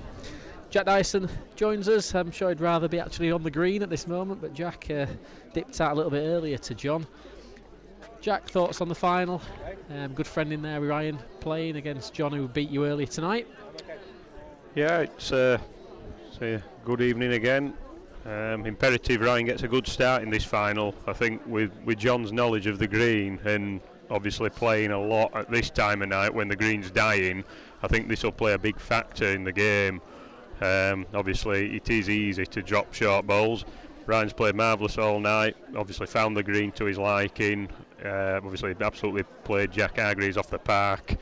He's had a good half an hour wait, hasn't he, before going back on, so whether he can just find a length straight away is to be seen. But I think if he keeps playing a long distance like he has been and keep reaching, you know, he's every chance. But as we know, you know, John's just, you know, he wins a lot on this green, doesn't he? It's like his back garden. It does. Should be an interesting game. Nice little handicap Ryan's given himself there. First 2 at the first end. Probably left a little bit of room here for John. Like you said, Ryan's been off maybe even 45 minutes now if we think about the speed of the game, plus the interval before the final. The green dies. Saying to Gary, you remember from last year, I was asking Gary and he says jokingly that he'd never been as far in these competitions, but is it a green that dies slowly or does it go quickly?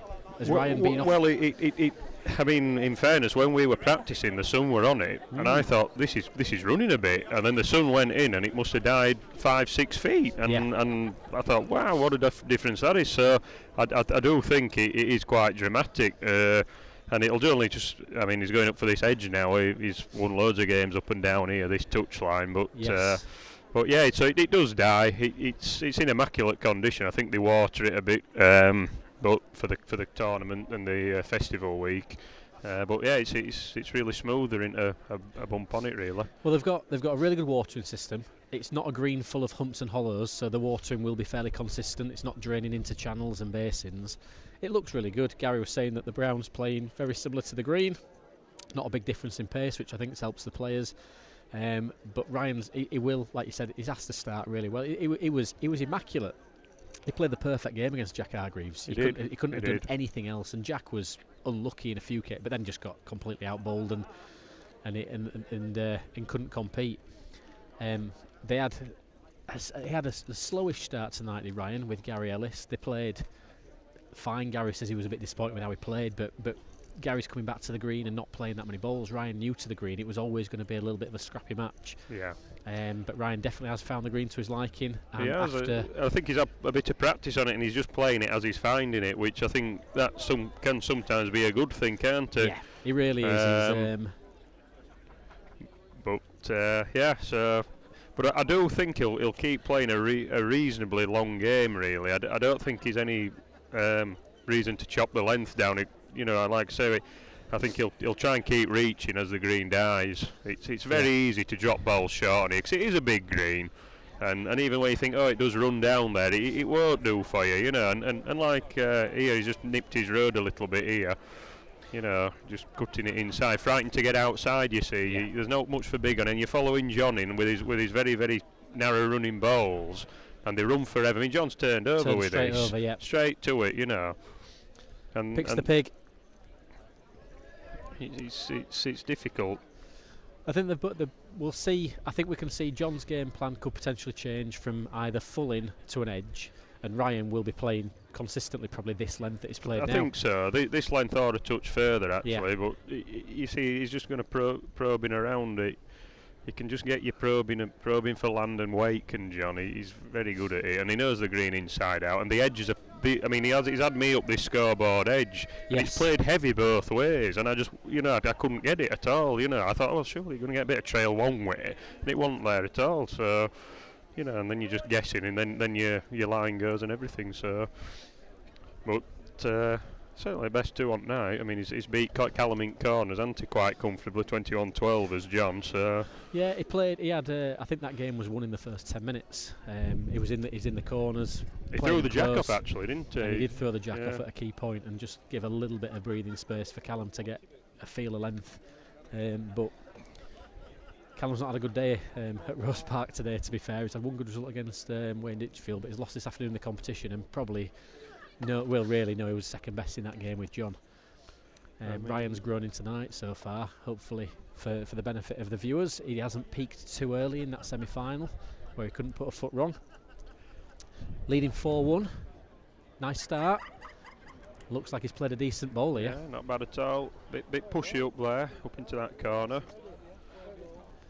A little bit of bobble on John's second ball here now. I'm not sure he got this out very well. It's hard to tell. It's running well, isn't it? Still going. Well. Just seems to bobble it, but it seems to have carried well. Ryan's asking if I'm on, but we're not sure. It's unbelievable the amount of trail he gets out of his woods, you know, with them being so narrow biased.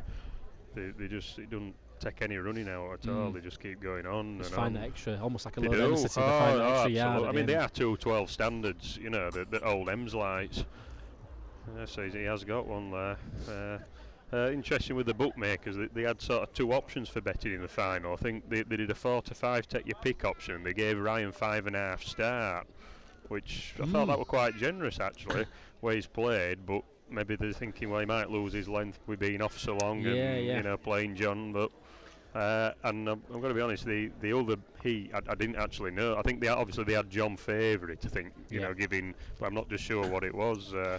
Maybe having to try and pull a bit back in because John will be backed early on, won't he, still, and a lot of local people still going to put the money on him. Absolutely, yeah. So there's a point where you've got to try and balance yourself a little bit. Ryan's played well enough to win this tonight, but it's a little bit reminiscent. I was saying to Gary Ellis a few moments ago, a little bit reminiscent a couple of years ago when Paul Bailey progressed to the final at his first outing and played very, very well all night and then fell short in the final with 13 against John again.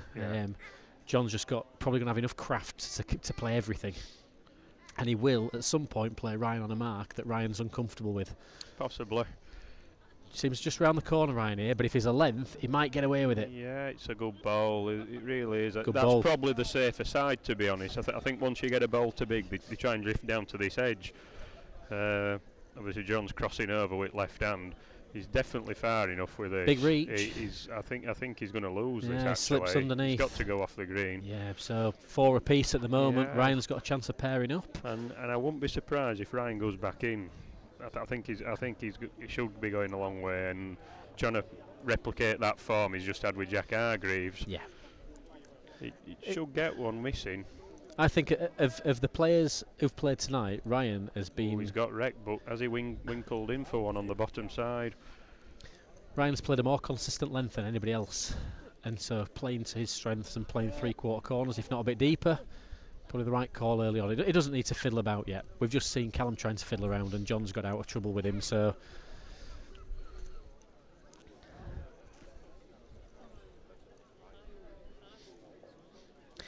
Jimmy the Mower is tipping Bailey 21, Ryan Clark 6. Right. Well, Mighty strong words. He's going to have to run out now from John He Bailey is, then, he isn't is, he? Yep. And I won't put it past him.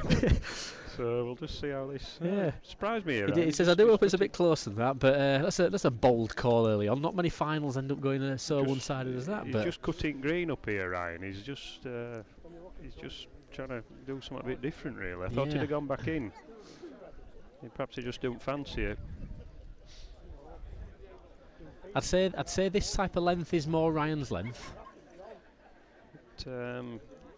But he played. It might have been a clever ploy by Bailey. That he might have gone in thinking, well, if Ryan gets in, he's going to take me, bring me out. You know, he might have gone for that approach. Needs to pick the pig up here. Has it forced an opening? I think it's forced an opening for himself doing that. So it might have been a bit coy that from John. As in he won't throw me. You know, I'll go in. Yeah, and then I'll get him to crop it down. Yeah. And if it's 2 for no sort of thing, Well, DT's already said that it's 2. Yeah, 2. So 6 apiece. Quickly got to 6 apiece as well. That's right. Quite a lot of 2s in this early battle. But I don't know, but John might be bidding for that edge that he had me up. Well, we know one thing: he's either going to go in or he's going to play an edge. I think he'll persevere on the Callum corner to start with. I think he played that well enough, and he played for me close, like awkward position in the bowls, 18-inch 2 foot away. Had Callum almost sort of like playing a hopeful reacher. Good lead. I think if John wins this end, we'll very much see his tactics. And my prediction is, initially, back in the corners. Good effort, this. No, it's just slipped out. Very easy to leave them short into here now. You think it's going to run in for you, and it doesn't. You get robbed on all this green before it reaches that. All you see is the brown where the jack is. And you've got to get it through all this green before the jack. See, this is short now. I know John's good running balls, but it won't get to the jack. It's about 5 foot, 4 foot short. Look, it's done its best. Tell you what, it's got within 4 foot, hasn't it? That's done 2 foot better than we thought. It has, yeah. But it really drags this first 3 yards before the jack. So Ryan cannot take all out. Chance. It has. Chance for me. It has a chance. Needs a clear. What a fantastic effort. Oh, it's a great ball. Great ball. It's a great ball. It's a great ball. That's one off at top shelf now. Taken a couple of foot out from a decent first attempt. I think he's got to go in. I think he's got to go a long way, Ryan, and keep his reaching. You know, good delivery. Keep reaching, like he did with Hargreaves, and slot into a bit of a rhythm. You know, but he's reluctant to. He's just cutting green up a bit, going on peg again. And this is a good push from there. You've got to get him up to this edge. He didn't go as far against Gary Ellis as he did against Jack Hargreaves. This is still a long mark. It is a long mark. He hasn't, but like you said, I think he is almost playing into a middle of an edge. Is he a little bit wary of John playing an edge against him, and he's saying, you know what, it's a great lead. That's it. And if you put him on like that, you can go where you want, can't you? Correct. Well, he's doing everything right so far. The crowd has tipped this short, but it's still running, and it's still running, and it's still running, and it's ended up a length. Well done, Duncan. Marvellous you ball. have Marvellous tipped ball. a bad one again. Just you might have heard out of earshot, but we've sat Duncan down now. He did an hour at the start of the night, and now he's enjoying a little glass or two. He tipped that short, and DT Evans has just said it's touching. Good news for Ryan. He's played a belting lead, and it's got licked.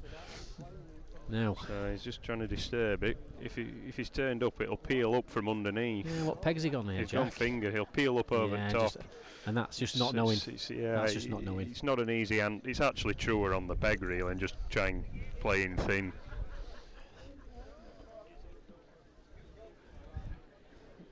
So I think John will probably now go down to the entrance on his straight peg.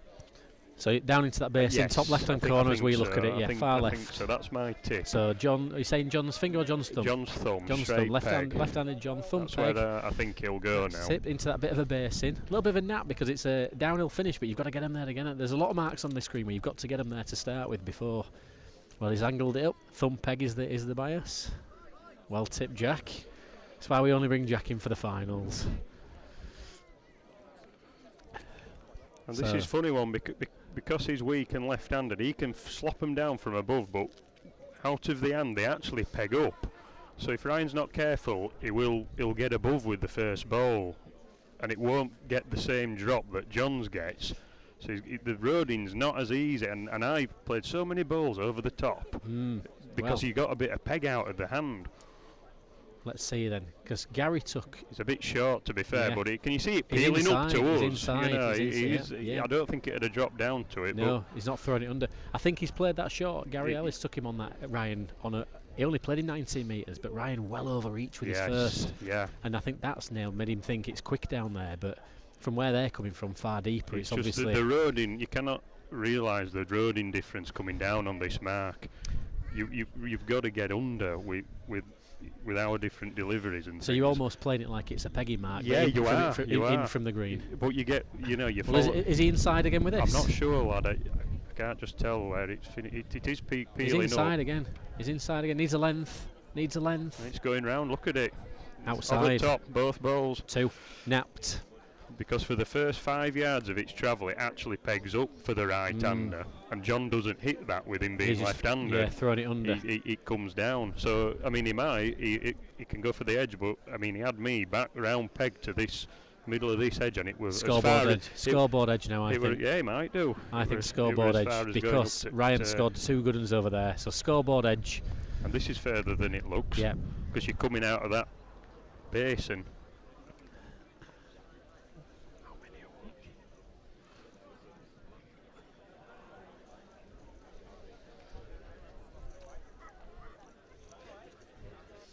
So, on the peg, shallow peg by the looks of things. Yeah, just pushed it. Small yard of room. Got to reach. It's only a shallow peg, this. Has he reached? It looked light from the hand. Yes, but he is. But it's travelling all right. I think it's with it being a bit narrow as well.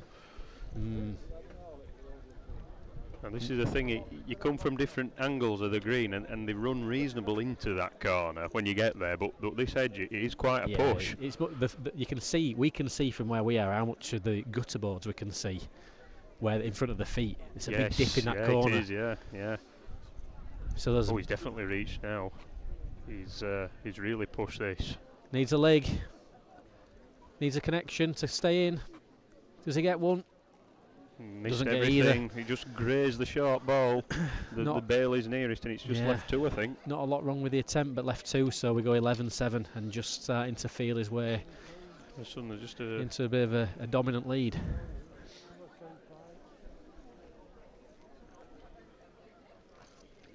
Another well-supported event, Jack. A good crowd around the green. Yeah, definitely, and it's a cool night tonight. It is. People are still staying. They've had a brilliant raffle, barbecue, everything. Proper venue for something like this. Learned for many years now it drops very cool, so I keep putting my shorts on every year and reminding myself how cold it is by 9 o'clock. But I brought Griffin jumper tonight. Yeah, I'm going to say you're in your Griffin attire, aren't you? There with the woolly hat on. You don't want to get underneath here either. It's a little bit of a push till the last 2 yards is this mark. Again, clever manipulation of the jack, not going down the edge. Yeah. He's just playing to a bit of sort of no man's land with it, but Ryan hasn't fallen for pace. It's a far, is it? He's just lost it, hasn't he? Good effort, real effort, better there. It really is. It's so easy just to leave him at the top of the hill, like going anywhere near that banking, down that edge. But it'll take a bit of licking, that one of John's, and if he licks it with his next, because there your wrist take too much out, you know. It wouldn't surprise me if I see a strike coming here. I'm not sure if has he got one. It's still going. If it gets one, I don't think it has. If it doesn't get one, Ryan has a go at this, I think, or at least plays a.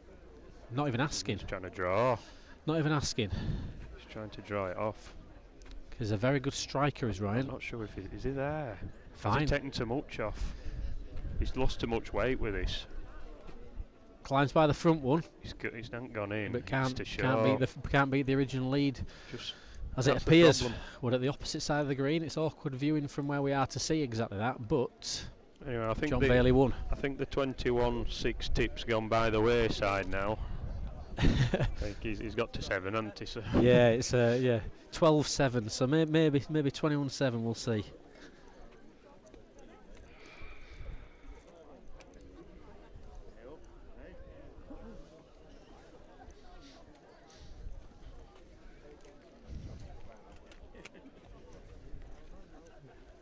I've read your comment, Mr. Holland. Don't worry about that.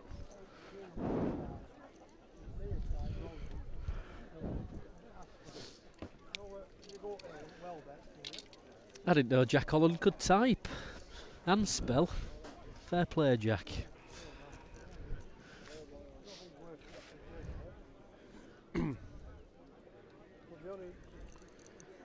Well, good lead by John Bailey. Just off the edge, just away from the edge. Good. Yeah, what a reply that is. Needed what it. A great bowl that 12-7. Now. 12-7. Asking a question of John Bailey now. Will be far enough. He'll Positive shot coming. He's just playing on tight round peg. Likes he's it. Kept to the jack. Now he's just stopping his run now. Watching he must be hanging back. It. Oh, he's got a wick. Oh, and it's won it. Jeepers. If he's wicked enough and counted there, I think it it's has. a huge moment in the match. It has. Oh, I don't know. DT's having a look. He said it's close all night. Every time he's had a look, it's a close measure.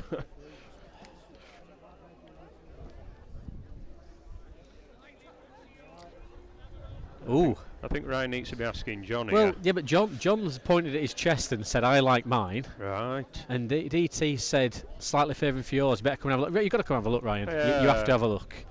There you have. But it also, if he comes and has a look, it just gives him a little bit of a chance to see. Well, the shots are maybe in Ryan's favour. I mean, where we're stood, I mean, John's looks to have a right chance, doesn't it? It really does, yeah, but, yeah. Second look from Ryan. Third look from Ryan. It's a big end, is this really? You know, if John were to win it, there's a lot of daylight in the game, isn't there? Yeah. Well, if John misses that, and it's 12-8 with Ryan potentially making it 12-9, we're back in the game. But 13-7 should it be if John's counting. Ryan's has to try and just play. If he plays into the end, he's going to be unlucky if he hits anything and doesn't count. Yeah. It's a tough shot, but if he just has to try and just gather Gather the pig, he's got a chance. Good just effort. Yeah. He must not like his own though. He's played with pace. Calipers is the call. Was the cry. They're just showing off.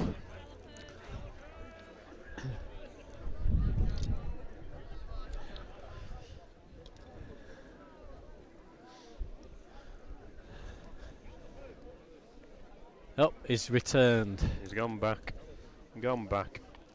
So we've got 445 watchers at the moment, I think, on YouTube, which is great to see. Just crept over the 1,000 subscribers mark, Jack, earlier in the week, which is really pleasing after our efforts at the Mayfield Merit in the final. We got plenty of tackle. Yeah, it's nice to see if we bring in something. Look, those that are here for the festival and live local are going to come down tonight, but there's many bowler up and down the country that will be interested in this event who can't get here. And if we can bring a bit of Thursday night viewing. Yep. There will be. And still a good crowd.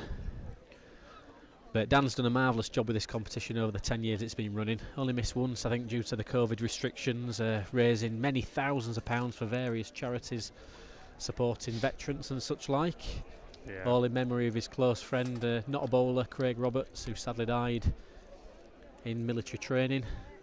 And 10 years ago, isn't it? Yeah, the big news headline people will be aware of. And ever since then, Dan's ran that competition in his best friend's memory. Good friends since they were young boys. And probably a little bit more poignant this year with the sad passing of Daniel's own father a few months ago. So significant event in the bowling diary. We've been coming most years, and it's nice to see the top players in the game supporting it, and a great crowd all putting a hand in the pocket and raising a bit of valuable funds. Absolutely. So meanwhile, Clark must have won the caliper measure, and I think he has decided to just stretch it a little bit further. Not going full corners, just sort of 3/4. He has gone thumb a bit up here, which I think more favours John's left hand, if I'm being honest.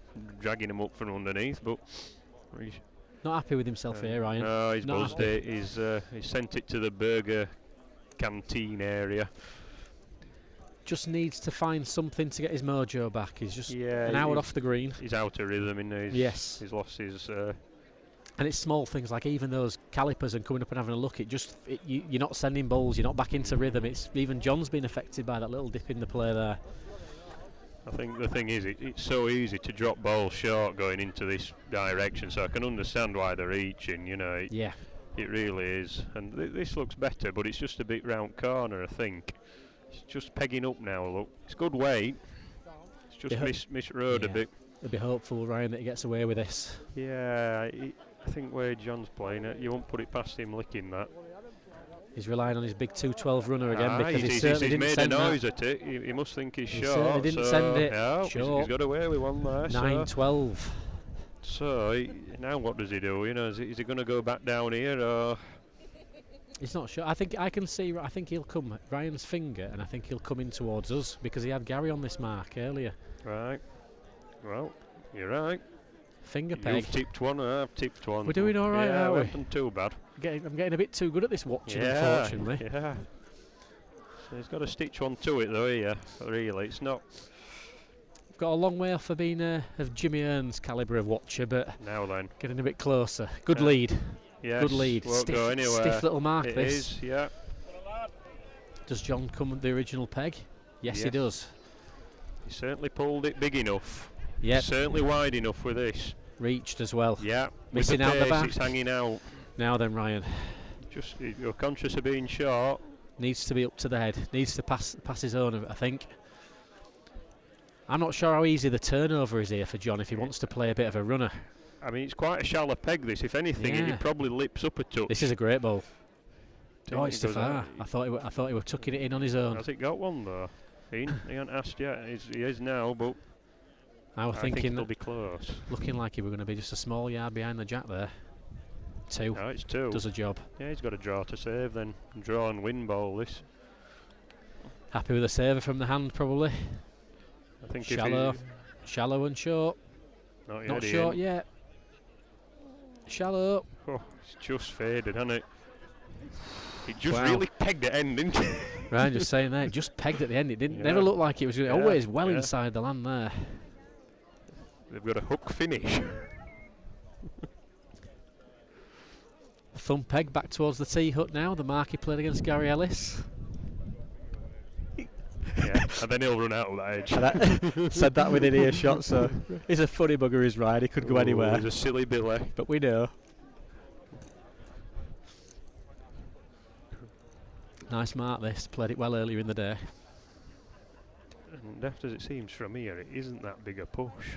You're a bit, you're a bit higher up the green here.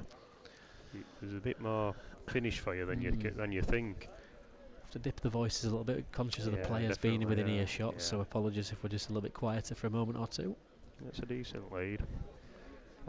This is where he did have Gary playing too far on this mark earlier. Yeah. But John obviously knows it's downhill, and now he's left it a touch short. He has. He were trying to find that trail.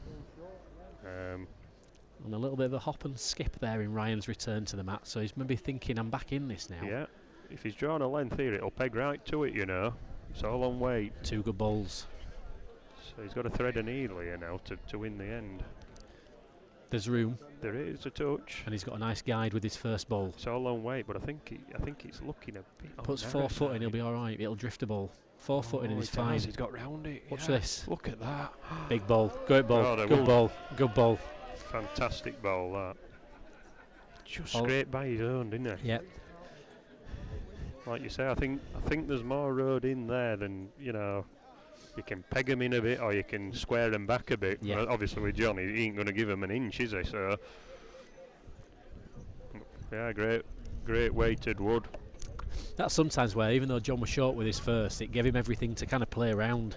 Sometimes you've just got that nice little guide in front of you, haven't you, you've not won the end with your first, you're disappointed, but rather than being nowhere near. I think he knew his road were good and he just put a yard in and drew it, didn't he? Yeah. So and you know if you're playing the same road, you're going to stick bigger on a length because you're not pegging into the finishing position. So now, John's probably going to go back into the Callum corner now. He's coming his finger now. Yeah, and this is what he's taken Callum into this corner several times and been very successful, because if he plays a good one, it'll still be 18 inch, just over 18 inch away.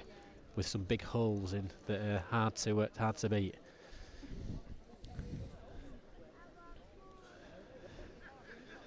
Looked like it needed to arrive, but like you said, they are big balls. They are. It's doing all right for me. Now it finds this ground. It's not doing bad. It's going to be within a yard. That's a good lead there. Just over 2 foot. You haven't much margin off the road as it gets into this corner. You know. Ryan's further. Yeah, he's to near us though as well, into. Oh, it's just his weight. It's just good effort. Runs into the back of John, pushes John now 6 inch in front. I think from the mat they'll be able to see half of the jack on the left hand side of John's bowl at best. Maybe not even that. It could.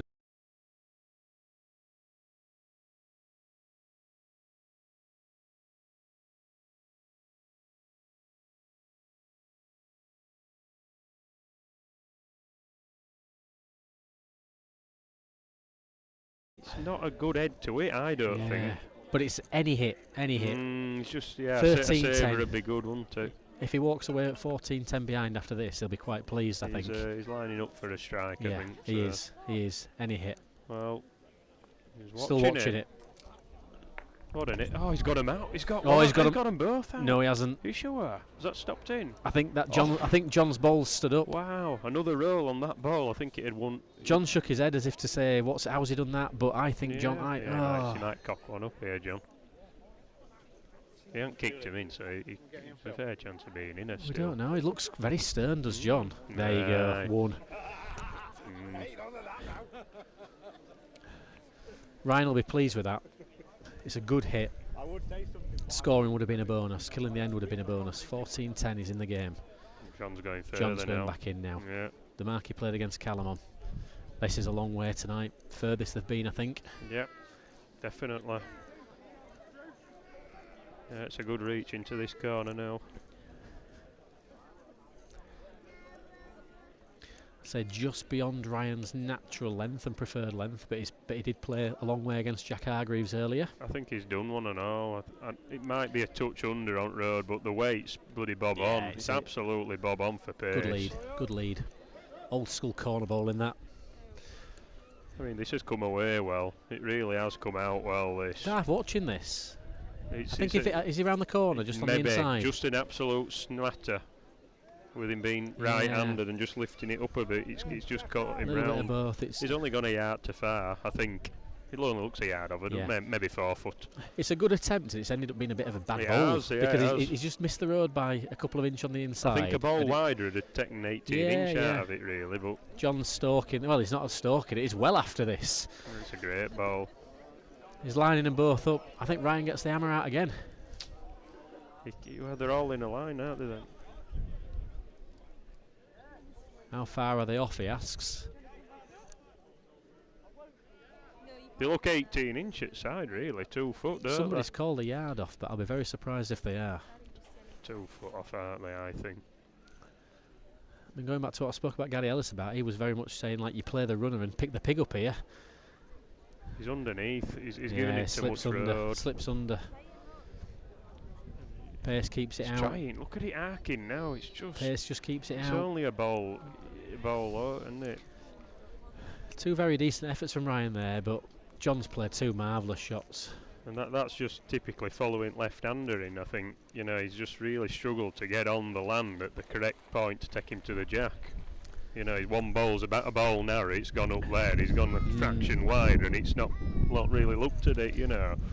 16-10. You feel that Ryan's got a chance coming back. Yeah, he's played well into this corner, to be fair, but John's been very consistent. Yeah, it's good play by Bailey, is this? Very good. Don't matter what length, He's adapting to green far better. Looked a bit tight to me. Just going to drift a ball. Yeah. Decent not length shabby. though. Oh, it's coming back, look. Straightened up, hasn't it? Yeah, it has squared How do you back. read that following that though? You don't. You've just got to have your own way in. Ryan's far enough. Are you sure? Yeah, I think he's just outside. He's just a cock air short as well, isn't he? 2 2 foot to a yard short. John's come short, 2 foot on the inside line. He's gone longer way around as Ryan's Ryan, come hasn't he? underneath it, and it's just not done enough. If it had been a length there, he might have crept I in. mean, the superb bowls are them. The big corners of these, and out within a yard of the jack is good play for me. Creaming them now is John. Yeah. Just drifts out. Yeah. It's med one. DT's signalling it's med one. It doesn't look that, does it, from here? This didn't look too far. Short. This did not look too far. Left them both here. So Frustrating bowls, those. Not done much wrong so far, Ryan, but that's one where he's just. I think this is the thing. You bang under Kosh, and you know it's forcing errors. You know, we bang roaded that. Yeah. And just didn't get it out. So he's been unlucky as Ryan because he's played too well against Jack Hargreaves, and another half an hour on the green might have given him a little bit more rhythm. You can't say anything. You don't know for definite, do you, how things are going to pan out? But John's doing what he does year in, year out. Goes through the gears, uses the green well. I'll have to have a word with Dan. We'll have to ban him.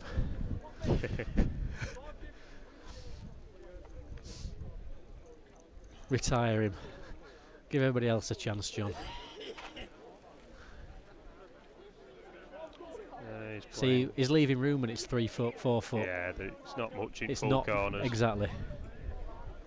He's not happy with this. Ryan turns his back on it, short and round the corner. Yeah, he's peeled it up. Maybe not short, but definitely round the corner. Bit of inevitability then sets in, doesn't it? 18-10. Yeah, definitely. He's probably frustrated with his last ball, and it's carried into his first ball there because you've got a bit of room there, just a little bit, but a little bit of room. I mean, if he does leave him on something like 10 or 11, he's just battered everyone, hasn't he? You know. He has, yeah. You know, it's just that he hasn't had a game really, has he? Half up, half up, half up type of thing. Is he there?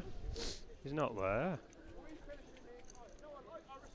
He ain't there. Gonna have to get a jockey on it and run it in. Just disappointing 3 minutes for Ryan. This 2 down, yeah. 3 pairs on spin. Yep. Just out of the game. All of it. You know, he were banging the game about 3 ends ago, wasn't he? And yeah, he's as good as level. A couple behind and 2-2-2. A few of them packing the deck chairs away now. It's old story, innit? You're better off going in with block in your hand than without it, aren't you?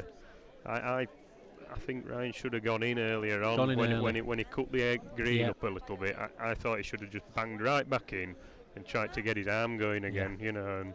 And the mark he played Jack Hargreaves on the opposite corner that he played Jack Hargreaves on as well. He played that so well, immaculately well. Yes, yeah, he did. And you're thinking whether he's been a little bit fearful of putting John in. I think you can be with John. You're mindful of where he bowls on. And well, I mean, he likes it everywhere on here. So you're like, oh, I don't want to go in there in case I lose block, and he gets up that edge. I think he's seen John play the corners against Callum. Yes. And then I think he's also thinking if I go in the corner and he ends up on an edge, so he's cut the green up, but it's just played against.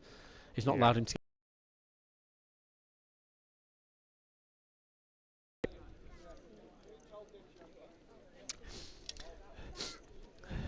From a more neutral point of view, you do hope he scraps a score because he's played well enough to. 21-10 will be a bit unfair on how well he's played tonight. I think he's just going to hang back with this, is John. Just hanging out. So a chance of a pair here. And then whisk him back in. Whisk him back in onto the peg.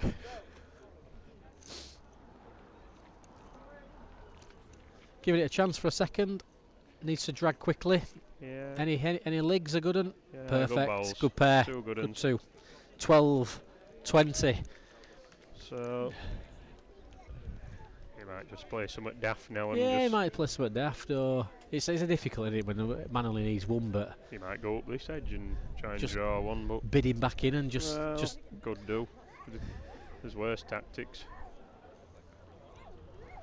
He just going to play up to a middle again, isn't he? No, it's thumb in again.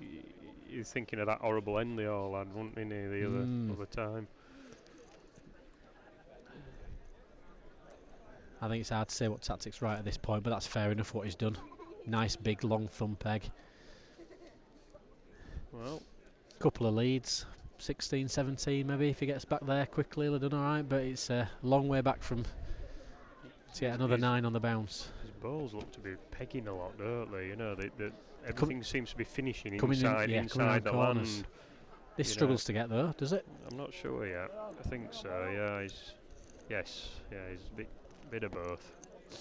He might just been a bit short actually. Cream this, by the way. Absolutely got this out lovely. We're looking at bowls here though. Ryan 2.8 to John's 2.12. Or did Ryan play 2.10? 2.10 standard. Ryan 2.10 to John's 2.12. So John gets a bit more finish than Ryan. Ryan's will pull up a little bit quicker. Being a slightly smaller bowl. I think with Ryan's being a bit stronger, that might take a bit of running out of him as well, whereas John's sort of a bit weaker. So Fancy him to lick these, Jack, do you think? Put a nice yard in on his own? Yeah. I'll be surprised if he doesn't. He creamed it. He really has got this away well. He thinks it's too far. Does he's holding his hands about that his reach is over. He has overreached. Yes, he has. I mean, he creamed it. Absolutely. What's he ligging though? He creamed it out. What's he ligging though? Jack. Oh, he's done it all. One to Bailey. Not only has he flicked the pig, he's also flicked the pig and ligged. I think that's it. Yeah, kicked him in, weighed in. John Bailey again. 21-12. Well played. Play well tonight, Ryan, on his first outing at the Craig Roberts Memorial, but comes up against the Welshman, the home favourite, the people's favourite. Hopefully you enjoyed the Blue Border live stream tonight. We've got it live for the first time from Wales, which has been a fantastic achievement. A lot of effort's gone into making sure we can bring you this. Nearly 500 people watching at its peak, which is fantastic for a Thursday night. And hopefully you'll watch us for a couple more events before the year's out, starting with the Pudsey Classic finals in a few weeks' time. Thanks very much, Jack, for your time tonight. Always good to have a chat with you. Pleasure. Bye for now. And we look forward to bringing you some more footage from some Crown Green bowling events in the very near future. If you don't subscribe already, please get on YouTube, give us a like on there, it all helps. And we'll speak to you very, very soon.